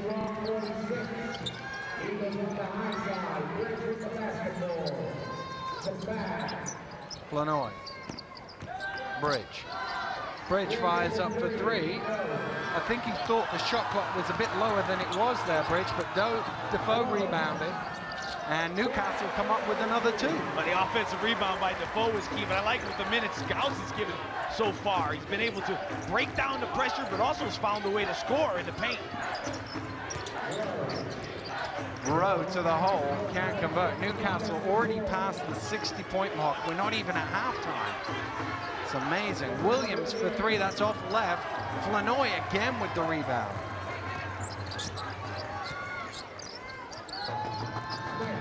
Smith, driving, still going, traveled with it. Good help defense that time. I saw Smith coming, and the green shirts knew that they better get over there. Take a look at it again. 1, 2. Tough to see. Well, Plymouth can have the final offense of this amazingly high-scoring first half. 63 plays 46. Well, they can if they can get the ball out of the corner in a bit of a hole, and he stepped on the line, and Fab Planoy claps the defense of his team, and Newcastle will in fact get the final offense here of this first half. Great defense that time, a trap by Fab, and here's Gause to speed. Trying to get past Martin, goes all the way, coast to coast. Oh, and he missed the leg, did the hard work, couldn't finish it off, but an epic first half by Charles Smith of the Newcastle Eagles has put them in command here. Incredible show by Smith from inside, from outside. Plymouth, no answer for him. That's why the Eagles with a big lead. We're at the half here at the NIA. It's the Eagles 63, the Raiders 46. We'll be back after this break. Welcome back to the NIA, where the Newcastle Eagles lead the Plymouth Raiders by 63 points to 46. And really, Rob Paternostro, Jeremy Bell, Lemon Colbert, 17 points each at halftime. Normally you'd be talking about great offense from them, but it's all been about Charles Smith. Yeah, Smith with the big performance with the 31 points. Bell, Colbert both playing well, but the turnovers for Plymouth have been key. 13 for them in the first half. Good hands from Defoe to knock it loose. Bell fires up for 3. Tipped out. Lemon Colbert gets it again, and Williams looking to go work inside. He was in foul trouble early on, and if you want to know what the coaches thought at halftime, here's Mark Woods to tell us. Well, Newcastle's Fab Planoy telling his team to maintain their energy and intensity. He doesn't expect Plymouth to give up. As for Gavin Love, saying to his team to shut down Smith, no surprise there, but they have to execute better on offense. It's as simple as that, he said. And Thompson hits from the top of the key. Thanks a lot, Mark. But in shutting down Smith, you can't leave open a guy like Andy Thompson. Well, Thompson only no points in the first half with only 2 rebounds. Comes out looking to get something started. Great shooter for a big guy. Knocks it down. Smith reaching around Colbert, didn't get there, and Colbert is up to 19 now. Well, that's not a problem for Plymouth. Points in the paint. They had 26 in the first half. The problem for Plymouth, though, 3 3-pointers they took in the first half and only made 1. Last in the league in 3 points made. Charles Smith, a little short on that one, and he can't surely continue at the pace that he did in the first half. Jones, who's on 4 fouls, of course, to Williams, who's on 3. Williams going to work. Defoe tumbles to the ground, and Williams lays it in. No whistle. Good no call there. Well, Defoe was looking to draw the foul, and good job. Start from Williams with 4 points early. Chapman into the lane, pulls up for 2, and he had his struggles early on to knock down some shots, but he's an explosive offensive player. 3rd leading scorer in the league, 2 points in the first half. Colbert off the mark for 3. Defoe with the rebound. Is that on Williams? I think it is, or it's on Defoe. It's one of the 13s. It's on Darius Defoe. He and Williams were right wrapped up.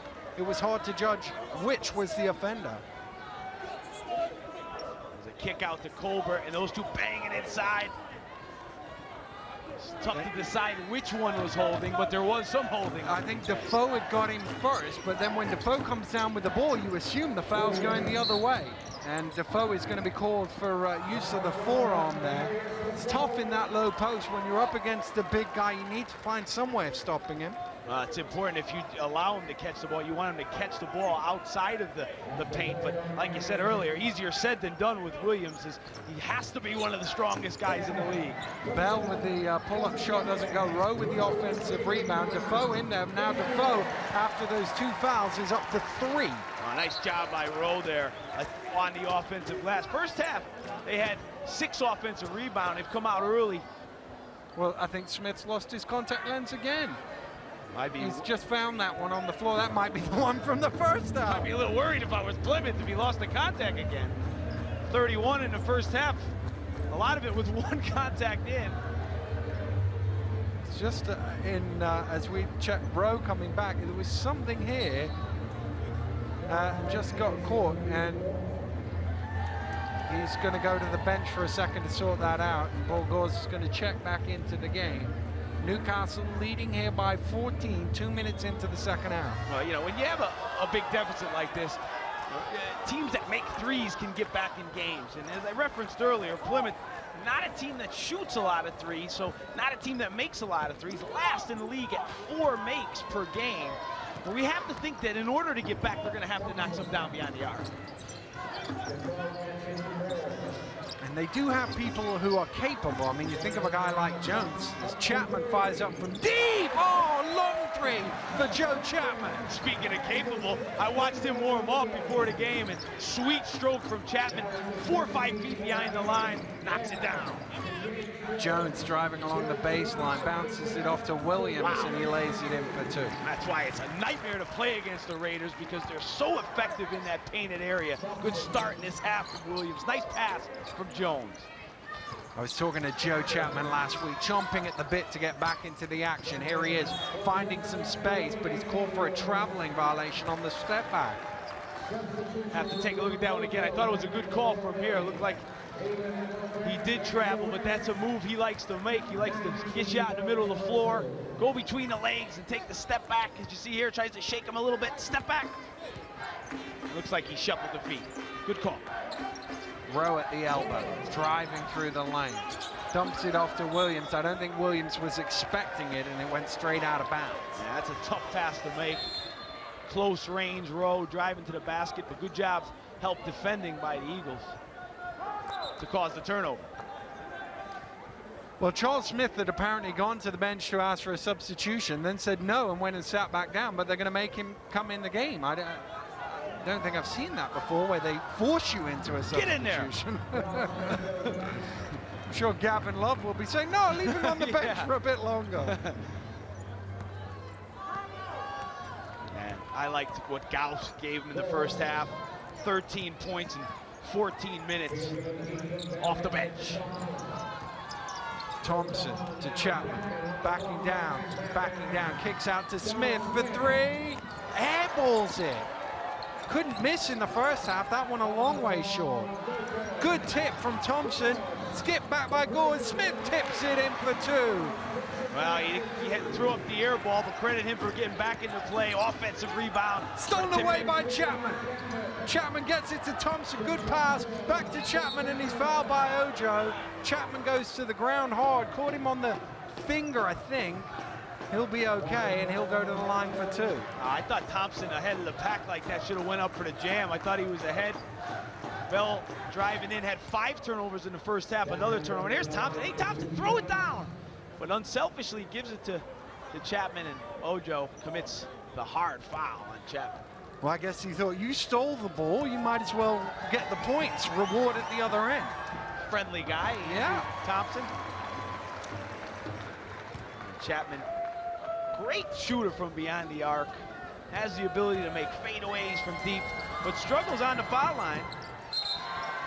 Somebody broke the lane too soon there, so Chapman will get another go at that free throw. Only 59% on the season. A guy that shoots the ball from distance like that, you expect him to have a higher percentage, but so far this season he's had his struggles on the foul line. And continues to do so, but Thompson is there for the rebound, and he draws the foul, and Chapman just rehearses his free throw stroke again, just pushing it up. And it's great to see him back out on a basketball court, Joe Chapman. He had that terrible Achilles problem at the end of last season, and there were some concerns as to whether he would make it back at all. Yeah, 90% tear of the Achilles last year. He was in a full leg cast for 6 weeks, a boot for another 6. But you know, he's as tough as they come, Chapman from Chicago. A guy who played in the Final Four as teammates with Dwayne Wade. For him to not only be out there, but be effective as the 3rd leading scorer shows that his character is strong. Nice guy as well. Did a couple of games with him up in Newcastle at the end of last season. Good to see him back on form. Here's Rowe to Jones. Great defense from Newcastle, and it results in another Plymouth turnover, their 16th of the game. Ojo having a tough day, and talking to the Newcastle coaches before the game, they were focused in on him. They wanted to limit his ability from beyond the arc, and so far they've shut him out. Thompson. Zip pass to Defoe from Chapman. Can't give him the assist though, as Defoe comes up short. Ojo bounces it into Rowe, and he's off the glass. Defoe is just a little too deep to play the defense there. Good job from Ojo. Put the ball right where he needed to put it, and Rowe with the nice finish. Charles Smith fires it into Thompson. That's an offensive foul there. And in fairness to the officials, that's exactly the same call they called against Williams in the first half, almost the same spot. Battling for position down there. Uses the backside to create space. Tough call. A lot of banging going on down there. Stolen away by the Eagles again. Thompson off on the run, and this time he lays it in. Okay, he wanted that one. Good steal from Thompson, and a guy 6'10", able to handle the basketball, able to play defense like that.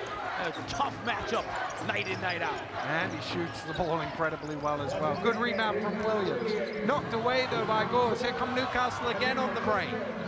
Chapman with the no-look to Smith. Charles Smith lays it in, and in doing so, ties the all-time scoring record in the BBL Cup final with 35. And you don't think of Smith as a guy that gets out on the break, but he did that time, and so composed with the finish. An incredible performance by Smith today.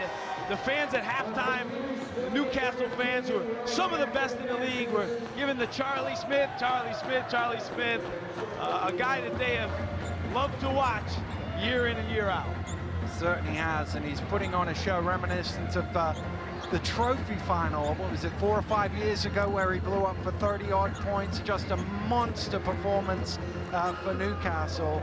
And, well, sometimes the MVP is hard to choose. Last year it wasn't. It was pretty straightforward, and if the game was to finish now, it'd be pretty straightforward again. Well, since we're talking about Smith, yeah, we're establishing now that he has been the most valuable player for Newcastle, but I like what Paul Gause has given them. I think he has made a difference, and I think, you know, they've played without him this year, and I think they're so much more dangerous. I know we played them in the two-legged cup semifinal, and I felt like his impact on the game was very important for them to be here in this position. But it's interesting because they went away to Holland over the Christmas break, and speaking with the coaches, they thought that was important for Paul to go over there, coming off the injury, to get his rhythm and timing back, and right now he looks like he has it back. And he does give them a different dimension with the pace that he can give them on the break. Here he is playing defense against Anthony Martin.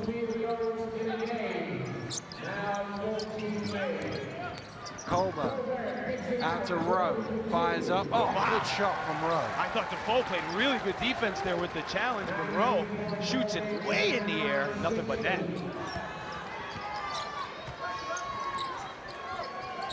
Defoe down to Chapman.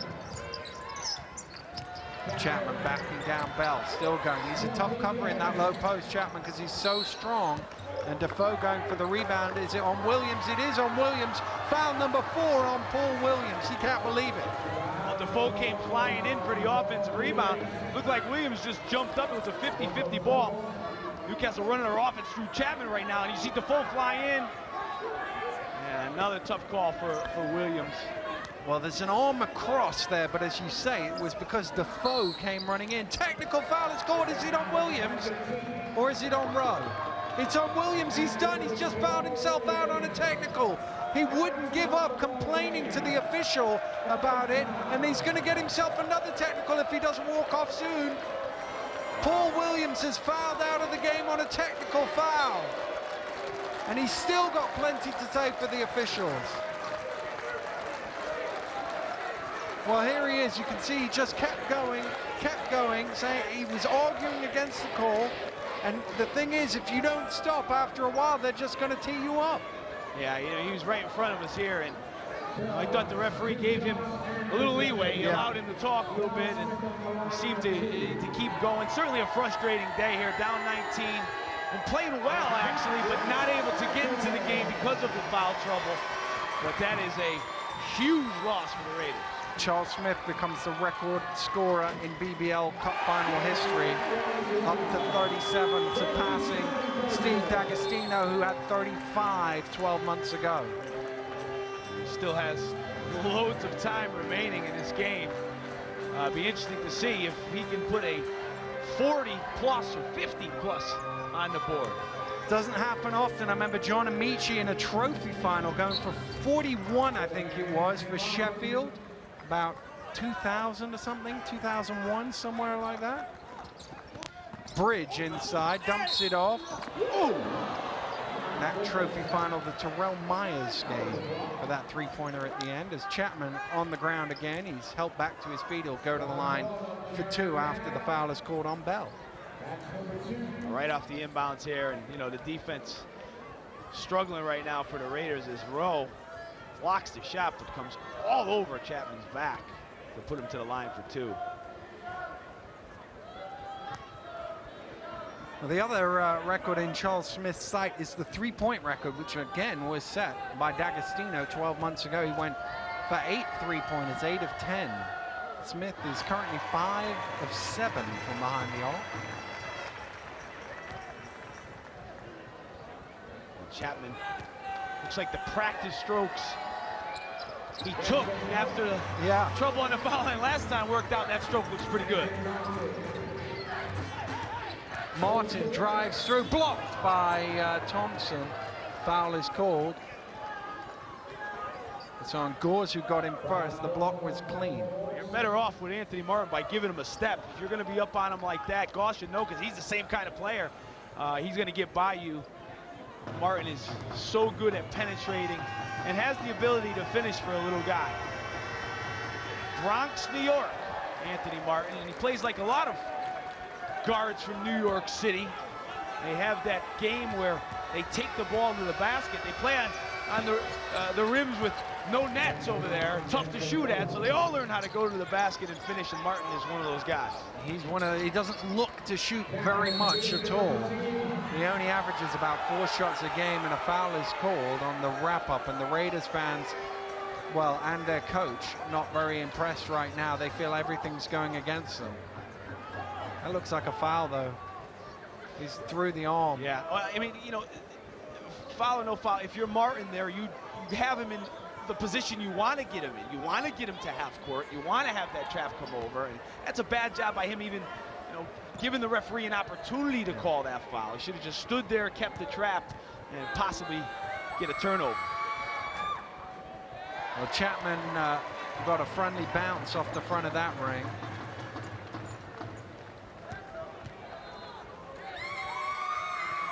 And he's up to 12. Now with Chapman, give credit to Newcastle and Paul Blake for when he had that injury last year. You know, having the confidence in him to bring him back. Yeah. He didn't know how he was going to come back, but they were confident, and he certainly repaid him with his performance in the first half of the season. Bell fires up for 3, got caught by Charles Smith, so he'll go to the line for 3 free throws. Smith with a bewildered look, shocked that he was called for that foul. And Bell smiling right now, and Smith looks back at Neil Wilkinson, asks him. You see there, the referee says, just caught him on the arm. So Bell will shoot 3 from the line. First of which is good. Bell, their best free throw. Sorry, second best, Ojo is at 86, but Bell's at 75% from the foul line. And although there is a 21-point lead, you know, if you're Newcastle, you hate to stop the clock and give them these points. You give them any hope of getting back in it. Bell makes them all. And there's Williams on the bench, fouled out of the game as Bridge goes in. He's blocked by Rowe. Nice job from Gause to find Bridge there. But Rowe's showing the ability to block shots, not only right-handed, but how about left-handed? Get that out of here. Nice block from Rowe.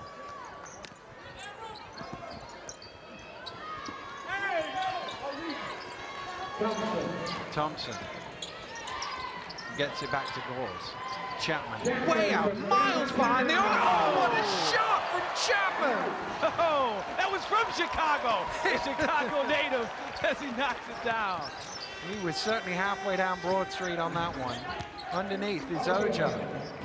Can't convert from close in. Bridge comes down with it. Bridge is on his own, so he'll slow down. How about Chapman again from miles out. Not this time. Gause with the rebound. Flips it back up for two. Gause has been everywhere today. He's averaging 5 rebounds a game. Offensive foul is the call. And the Newcastle fans and bench are going nuts. They love the defensive stand there. Yeah, that's a great job. You know, you have a guy that's on fire from the perimeter, Chapman, shooting the ball well, big lead. You think, okay, we'll just let him take a layup, but nope. He has it drilled in him to get over there, absorb the contact. Great play from Chapman. Newcastle fired up over his defensive play. Well, the other record that's looking decidedly shaky in BBL Cup history is the most points in a game. 103 that currently stands at, which was the Tigers when Tony G and his team beat Plymouth in 2009. And if Newcastle don't get to 103 from here, I'll be amazed. Gause fires up long two, that one doesn't quite go. Martin spins along the baseline, caught from behind by Bridge, and he'll go to the line for two. That's a nice spin from Martin. Stop and start, he likes to do that. Stop, start, go, spin, and Bridge didn't like the call, but looked like he may have got him from behind. So Anthony Martin, who is the only player left on the Plymouth team who played in that 2009 Cup final defeat. Gavin Love was also a member of the playing staff at that time. Here's the full court press coming from the Raiders again. It did cause a bit of problems in the first half, and does again here, knocked away by Martin. Martin drives in, loses the handle a little bit, so he'll have to reset. Goes in, good dish to Colbert. Nice play from Martin. Kept his composure, didn't force it, found the open space to find Colbert. Nice pass from Bridge to Thompson, no problem with the press then. That's what the problem with the press is it leaves you open in the back, and Plymouth with a breakdown, allowing Thompson for the easy deuce. Bell driving hard to the hole. I think Chapman's going to be called for that foul. Well, that's the concern here now for the Eagles. Although they have this huge lead, you would hate to continue to put them on the foul line and stop the clock. Well, it's been a good afternoon thus far for those fans in black and white. It's almost to a mile, the middle point between Newcastle and Plymouth right here in the NIA. Both have long journeys home. One's going to be much more enjoyable than the other. Well, I was going to say that it'll sure seem like Plymouth's a lot farther away tonight. But yeah, you talk about the fans, and both teams have great fan support. If you have ever been to a game up in Newcastle or a game down in Plymouth, you know that those are two fantastic atmospheres and fantastic fans. And you know, talking about the Newcastle fans, they follow their club all over the country. It doesn't matter if they're playing a team that is right behind them in the standings, if they're playing a team that hasn't won a game, they always bring their fans. And you know, they have to take a lot of credit for you know, this amazing run that the Eagles have been on over the last 10 years, because you know, playing in front of fans like that, seeing that kind of support is always great as a player. Some of them Geordie fans come to games where their team isn't playing as well. Anyway, Mark's over on the sidelines. He can tell us what Gavin Love's been saying in that timeout. Yeah, Daniel, he's saying we've got 12 minutes to save this game. He doesn't want his players to give up. He said, get some stops, don't give up just yet, and show some passion and commitment. Not happy, of course. It's a huge ask at this point. But Gavin Love, one of the few people in this building probably doesn't think Plymouth are absolutely guaranteed for failure. Well, as we mentioned earlier, Newcastle do have some form in giving away big leads. You guys came back from 21 down in the second half. Sheffield came back from 14 down with about 6 minutes to go to tie the game. Glasgow were 21 down at halftime against Newcastle, came back and leveled the game, took the lead. So it isn't impossible, it's just unlikely. And right now, you know, you're going to have to hope for a lot of misses from Newcastle, and somehow Plymouth's going to have to get out and make some threes if they want to get back in this game. That will be an offensive foul on Thompson as Colbert took the charge. And that's probably the weakness in the Plymouth lineup, is they don't make many three-pointers. And when you're this far behind, you need a few of them. You sure do. And give Colbert credit there, sacrificing his body to draw that charge. Lemon Colbert, I said earlier, from Jacksonville University. I have a player on my team from Jacksonville University, Aaron Hardy, and both players are very intelligent on the offensive end, but more importantly on the defensive end, as you see there, Colbert drawing that charge. That's a pretty good team to watch, isn't it? With Colbert and Hardy on the same lineup. Good hands from Gause to knock it loose. He's done that all day today. He's had his hands on a lot of balls. He's rebounded. Now again, we talked about Smith, but I thought Gause has been a difference maker. Bridge trying to throw it down to Chapman, and that's tipped out of bounds by Martin and will be a Newcastle ball. I have to give credit to Anthony Martin today. I mean, he is still continuing to throw his body around, still trying to make an impact in this game. Chapman. Little crossover. Another long three from Chapman doesn't go. And Martin just beats Colbert to the ball. Woo! Martin, express pace to the hole. Fast from end to end. You see him at the mid-court stripe. It looked like he picked up another gear. But the important thing for Martin is not only is he fast, but he has the ability to finish the tough layups. Minute to go here in the third quarter. Gause to the hole. Wow!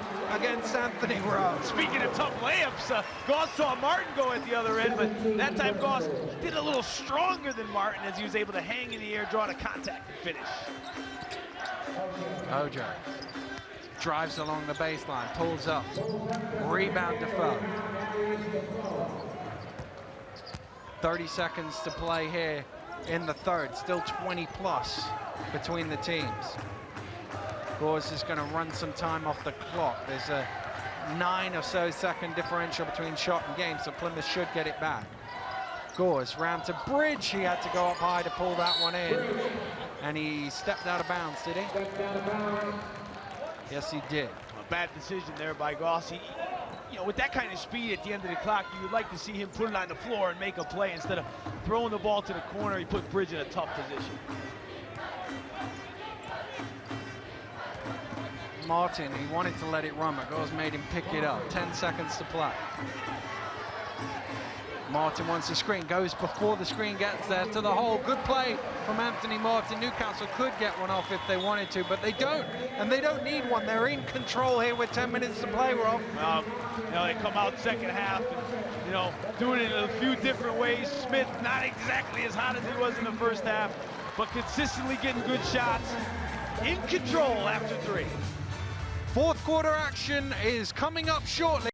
Welcome back to Birmingham, where it's been an enjoyable day, especially if you're a fan of a Newcastle Eagles, because they appear to be 10 minutes away from the first silverware of the season. They lead the Plymouth Raiders by 20. There have been some epic comebacks in BBL history.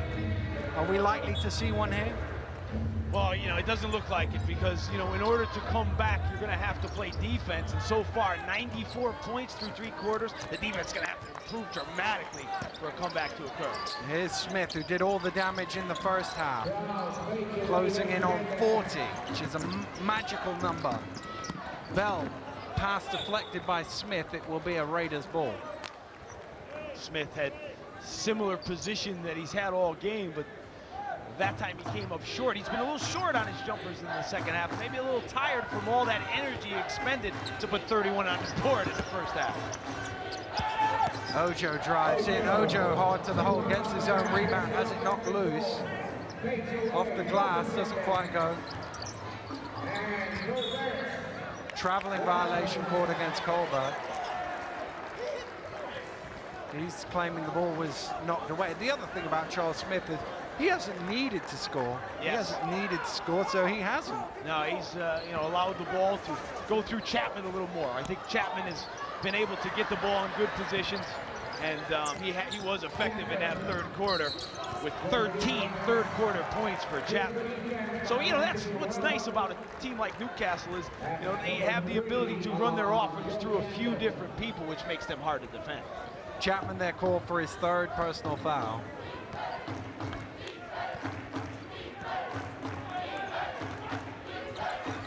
Martin round the screen. Locked into Rowe, and oh, it's almost knocked away. It is a Newcastle ball from the end still. Again, nice play from Martin. He has 8 points, 4 assists so far today off the bench, and another basket from Rowe, which gives him 16 points on the night, along with 8 rebounds. So two guys who have shown up today on the offensive.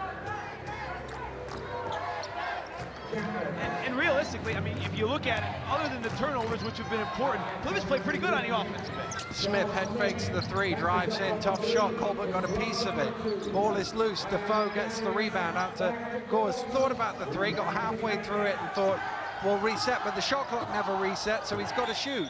Offensive foul is called, I think, Defoe with an illegal screen, and I think that's the fourth. It is the fourth on Darius Defoe. Well, not a good job there from Gause. Initially, you thought it was smart to pull it out, but the shot clock didn't reset, so he had an opportunity from about 19 feet away to put it on the floor. He pulled it out, and then the foul called on Defoe on a screening foul, which will see him earn a seat on the bench.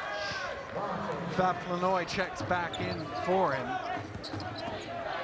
And that's the one thing you get with Fab Flanoy, is he can come in and do a defensive job on somebody as big as Rowe.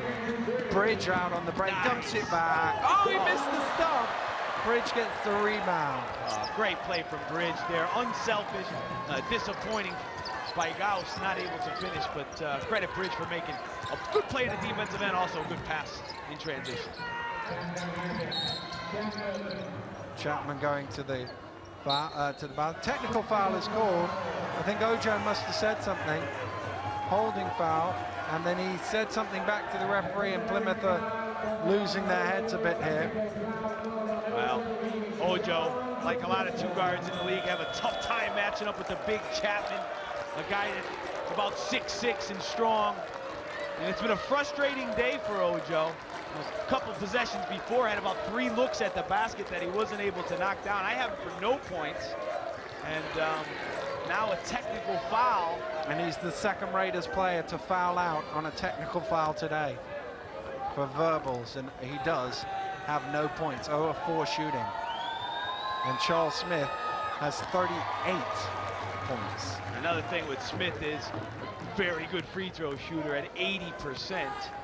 And you know, I think a lot of young people can learn from Smith, because you know, when you talk about shooters nowadays, you automatically think of a guy that shoots the ball from behind the three-point line. And when you watch people warm up, a lot of times they sit out there on the three-point line, the great shooters. But with Smith, like I said earlier, he not only can shoot the ball from deep, he can shoot the ball from close, he can shoot the ball from mid-range, he can shoot the ball with one hand. And you know, he's a guy that a lot of young players can try to emulate the way he shoots the basketball. He can post up as well, which is what he's trying to do against Colbert at the moment, but it's Chapman who has it for Newcastle. Drives through, kicks out. Gause head fakes the three, gets his man up in the air, wide open is Bridge, and you cannot sleep on Bridge in the corner. That's his spot in the corner, that little set shot, he's been doing it for years. A valuable member of this Newcastle team, you know. He doesn't get the headlines. He's not a guy that is going to, you know, score numerous amounts of points, but I'll tell you one thing about him, he's been a successful player on a lot of successful teams. Certainly has. Started out at Sheffield, but really his time in Newcastle has been trophy after trophy. Gause drives through to Chapman. Eagles eyeing the century with still 7.5 minutes to go. Flanoy, shot clock ticking down. Gause head fakes, got to shoot now. It's down to 2. Gets it off the glass. Not quite. Rebound Martin. Martin pushing quickly, gets it to Bell. And his shot goes. Nice shot from Bell. Little up fake. jumper. But again, Martin make the play with his feet. Nobody back marking Bridge. Bridge to the hole, misses the layup, but only because he was... Oh no, it's a goaltend, is it? Goaltend is the call. Slapped the backboard, I think, so that basket will count for Bridge, and Newcastle past the 100-point mark. They're a basket away from the cup final record. Bell underneath throws it out to Martin. Oh, blocked by Bridge, got a massive piece of that. Colbert inside, rebound Flanoy. Flanoy out to Bridge. Bridge chased by Bell, lays it up, and they have tied the all-time scoring record in the BBL Cup final at 103. Wow, nice defense on this end. It stood tall, and then a great outlet pass. And Bridge leaking out again was rewarded with an easy 2. And you can see they just didn't, no transition you see from that. Apart from Bell, there was nobody running back for the Plymouth Raiders, and the Newcastle fans on their feet and celebrating, and why not? Because with 6.5 minutes to go here in the cup final, their team leads by 23. And of course, whenever you get to the cup final, people start to say, well, can this team do the sweep? They're in the semi-finals of the trophy, they're top of the league. Well, I mean, they certainly have the personnel to do it. They have guys that have been successful before. I think, you know, when you talk about winning trophies, you talk about sweeping things, you have to take into account like the health of the team. You know, it's always important that you have guys that stay on the court, but I give them credit because this season so far, they've had guys that have missed games, but they've still been able to, you know, patch it up, go out there and get the job done. You know, you can't bet against the Newcastle Eagles and Fab Flanoy because Gause has missed games. Smith's missed a couple of games.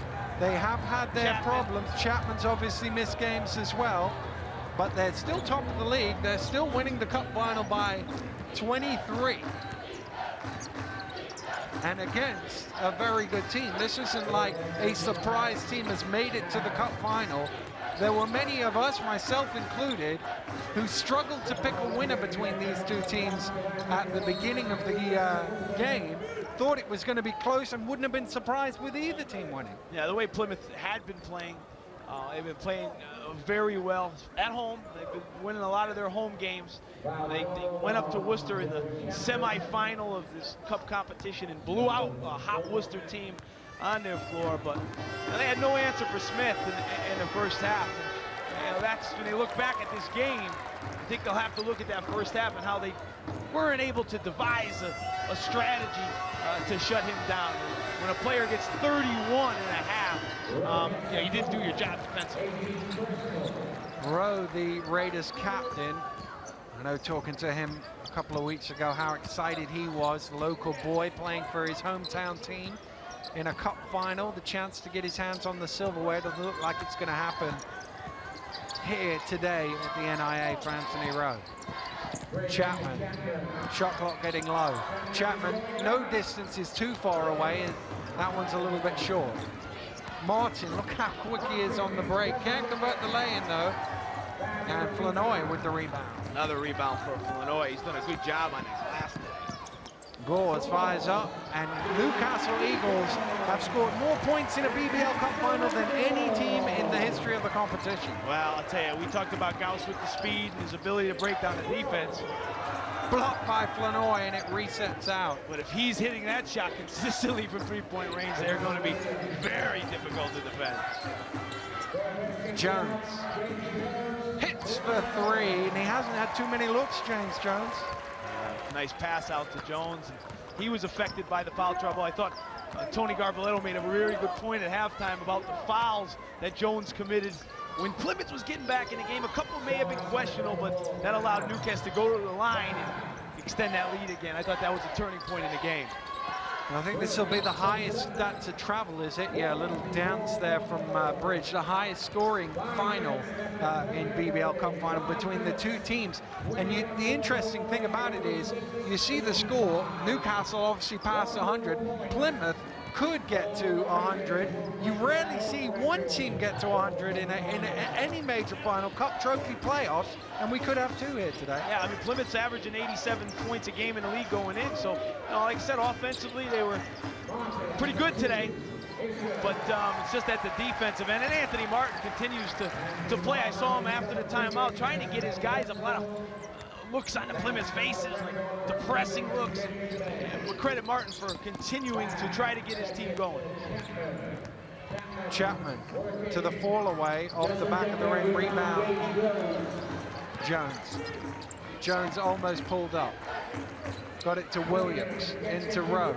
Rowe with a little head fake. He could have gone up first time. He still scored anyway. Well, Newcastle's defense right now, no Defoe, no Thompson in the game. Very vulnerable in the paint. Charles Smith. Oh my goodness! What a rebound from Gause, flying through the end, sticking off the gas. And then Newcastle have stolen the ball right back on the inbound. Boy, Gause, 6 feet tall, came flying in for the rebound. Smith wide open, you expect him to make it, but Gause came in with the foul. An incredibly athletic play from Gause. Smith spinning, gets on the baseline. I was about to say along the baseline, but he actually stood on it. Still a point short of 40, Charles Smith. Nice job from Williams. And talk about strength. Williams was able to bump him. 2 big guys going at it, forced the turnover. Martin penetrates. Tipped out of bounds. And it will be a Raiders possession.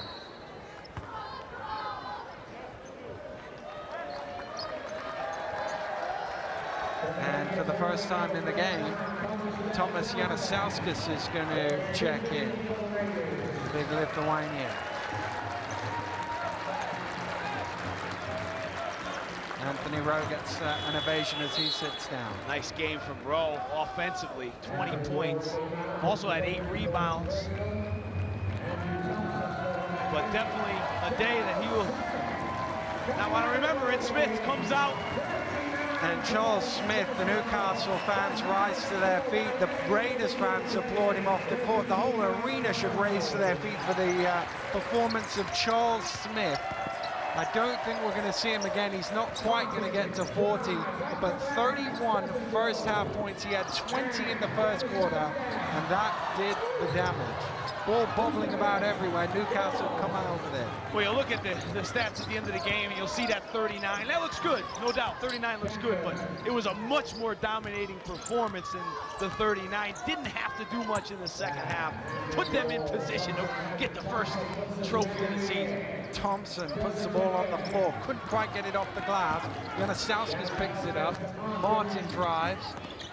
Oh, tough play. What a play from Martin. Very slippery Anthony Martin. He can go up on one side and finish on the other. Nice finish. Planoy to Chapman. Chapman drives in. That's a kick ball, is it not? Big Thomas Janusauskas in there. Not only long with the upper body, but long with the legs. As he stopped the layup with his feet.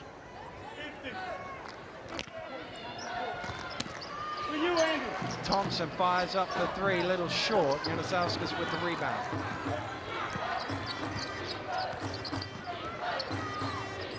Jones with a pull-up from 20 feet.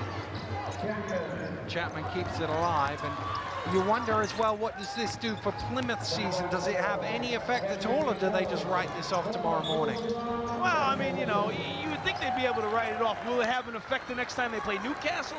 Maybe, because that's 2 times they've played them, and 2 times that Newcastle has won rather easily. But you got Coach Love has a lot of veterans over there. A lot of guys that you know, have won games before, so you know they're going to have to go back to Plymouth, get back to practice, and get back to the league. And I think we all expect them to continue to play well as the season goes on. Joe Chapman goes to the bench, probably for the last time today, with 15 points. Of course, as Tony Garbaletto will tell us, getting beat by a big number in the cup final doesn't stop you winning for the rest of the season. Yeah, they certainly were able to use that as motivation, not only for the rest of the season, but they did come up against Sheffield again, and they were able to turn the tables on them. So, you know, it would be interesting to see if Plymouth had another opportunity. Both of these teams are still involved in the trophy competition, so they could meet again in another final. And Plymouth is going to have to keep their heads up, keep working. A lot of talent on that side. The Anastasis can't convert. Of course, a playoff final as well. Although I'm sure you're hoping that your team might be involved in some postseason action as Thompson converts. Nice pass from Wilson. The young guy was able to put it on the floor and find Thompson. Martin to Jones.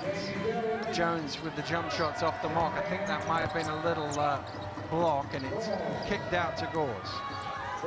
Oh, it got deflected by Wilson behind the back from Flanoy. Thompson.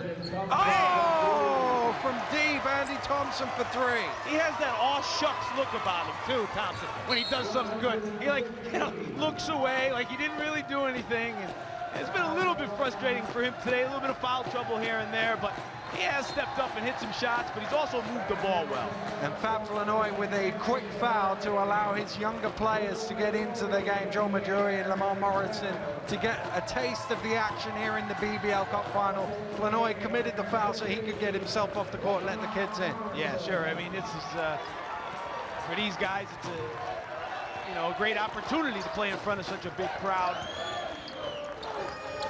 Oh, and Wilson was almost away. The deflect goes back to Januszewskis.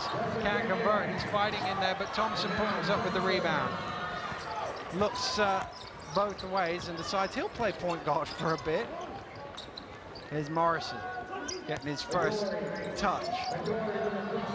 Maduri also getting his first touch. Flips one up, and this is where squeeze him off as quick as you can. Get some points on the board in the cup final.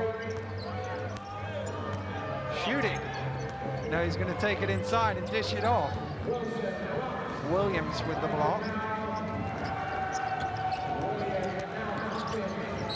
Martin drives through, foul call.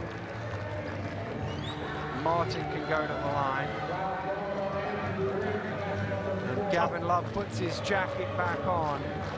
And you can see the difference. Fab Flanoy laughing and joking on the bench, and Gavin Love put his jacket on.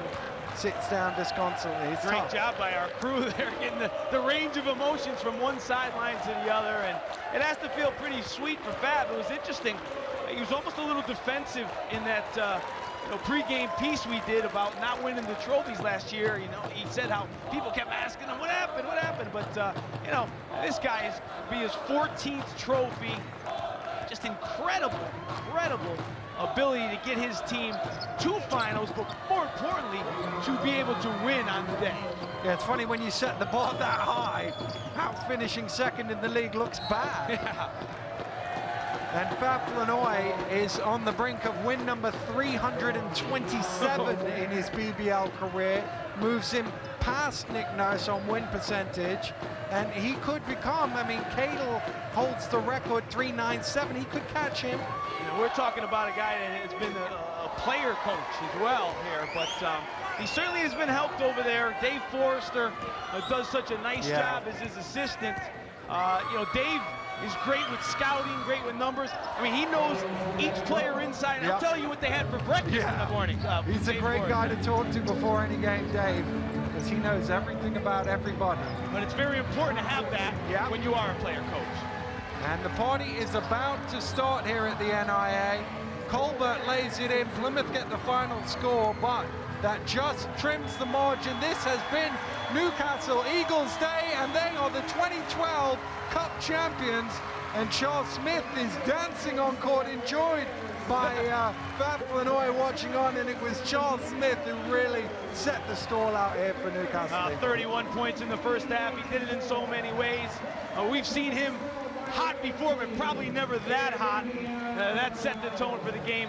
And to be fair, the second half, the Eagles were in cruise control. And Charles Smith just shaking hands with everybody on the opposing side. And I said at the top of the show, sometimes it's tough to pick an MVP. and sometimes it isn't. Last year it wasn't. We had a big three-point, big scoring performance by Steve D'Agostino. Well, that record has been wiped out by Charles Smith 12 months later, pouring in 39 points. He made 5 from 7 from behind the three-point line, and I think Mark has got him down on the sidelines. Mark's with Charles Smith. Yes, the MVP of this game. Looking at your stat line here, 39 points, 14 of 22. But I guess the most important thing, you won the cup. Oh yeah, that's always the most important thing, is to win. I mean, we got different guys that can put the ball in the court. You know what I mean? And tonight was my night. I mean, I hadn't won the cup before because I really wanted with the team the year they won it. Yeah, so now I got my cup, baby. Flanoy equally delighted there. What does this mean to you guys? I mean, you went last season, didn't win a trophy, first of 4. Yeah, I mean, it hurt us last year not to win any trophies, not even have a chance to. We didn't even make it to a final, so we came back. That's the reason most of us came back, was to win the silverware, and that's one of many to come, baby. Enjoy the celebrations. Right, thanks a lot.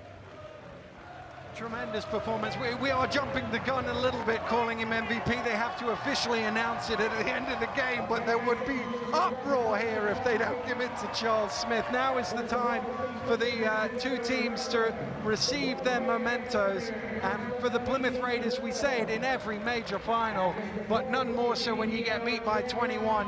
This is something you just want to get through and get back to the locker room. Yeah, it's certainly a tough day for them, and you look over there and see how down there, but looking over at Newcastle, see how excited they are. And you know, there's a lot of guys over at Newcastle that are used to shiny trophies like that. As we see Paul Blake coming out on the floor, and before the game, the Newcastle chairman coming out on the game.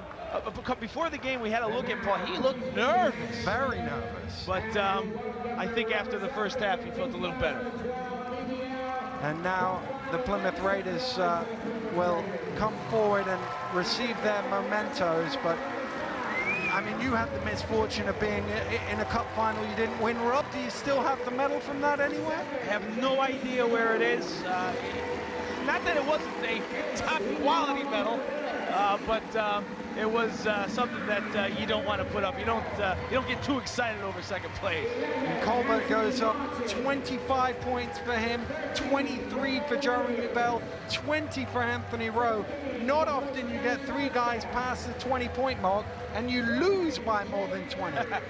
Offensively, again, like I said, other than the the 22 turnovers that they had, they were able to find ways to score, both inside and with drives to the basket.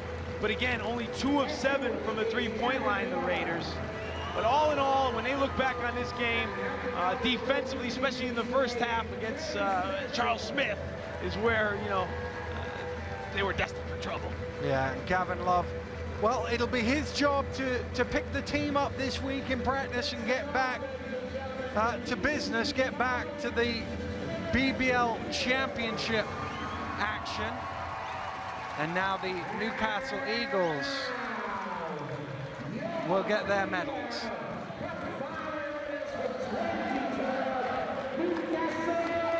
And the Geordie fans on their feet, singing the songs. And now their players will come out first. Andrew Bridge, and you say, what a job he does. 16 points for Bridge here today. Yeah, I thought he played great defense. He was able to find cracks, and Gause, I thought here was a guy outside of Smith, was a difference in the game. He had 24 points for Gause. A lot of great defensive plays as well. Yeah, I mean, there's not too many times that a guy goes for 24, and we barely even mentioned it. As Darius Defoe thumbs up to the fans and the Geordie fans to the strains of We Are the Champions, as is always the case. And Fab Flanoy, what is it, 14 now winners medals for 14. Fab Flanoy? Nice floor game for Fab. Not a big scoring day with only 4 points, but 7 rebounds and 5 assists. And Andy Thompson, who of course was here with the Tigers 12 months ago, much better feeling this time around. Well, the trophies are adding up for Mr. Thompson. Won the last 3 last year, and now starts off this season with another one. And they're going to send Charles Smith up to receive the trophy. He's going to have his little dance first, and Charles Smith will go up. He applauds the fans, and he will go and receive the trophy, and he will turn to the cameras and smile, and these will be the pictures you will see. Nice gesture bringing Charles up. We talked about how he unretired this year, came back, but playing against him and coaching against him, you feel good for him because he's not only a great player, but a classy individual who is a professional and does things the right way. Nice guy, and Nice Guy has won today, and not only will he go up for that, but I'm sure they'll give the big build-up for the MVP, but there is not a person in the building who doesn't know the answer to this question. With a cup final record, 39 points, 5 3-pointers, and he knows he's waiting. And Charles Smith is the most valuable player. Gives the Superman pose almost there. And he goes up for the golden basketball, and it's been a golden display from Charles Smith. These are times that you will remember for the rest of your life here. You know, a guy that 5-6 months ago thought he wasn't going to play again. Now, not only does he win the trophy, but he comes back out on the floor and has a performance for the ages in the BBL. And points to the crowd. The crowd love him. They call him the Prince. Another great display. A great display from Charles Smith indeed.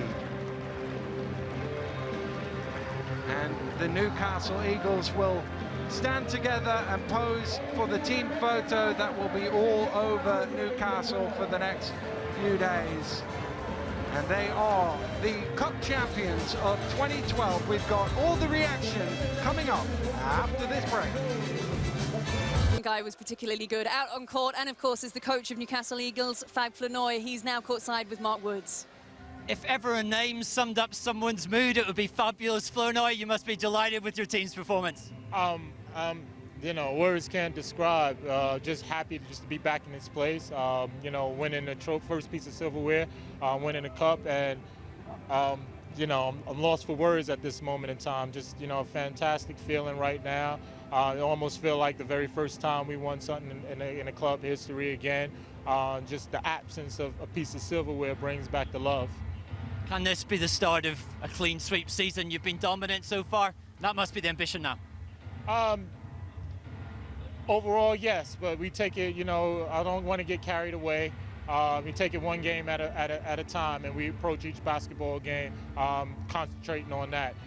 With us winning the cup, and obviously we won the cup now, it's 3 trophies up, so we just gonna concentrate on this weekend because we got 2 league fixtures that we got to concentrate on. But if the occasion occurs and we're there, we're gonna go for it. Congratulations, Fab. Thank you. Newcastle Eagles have been crowned victorious of the Cup.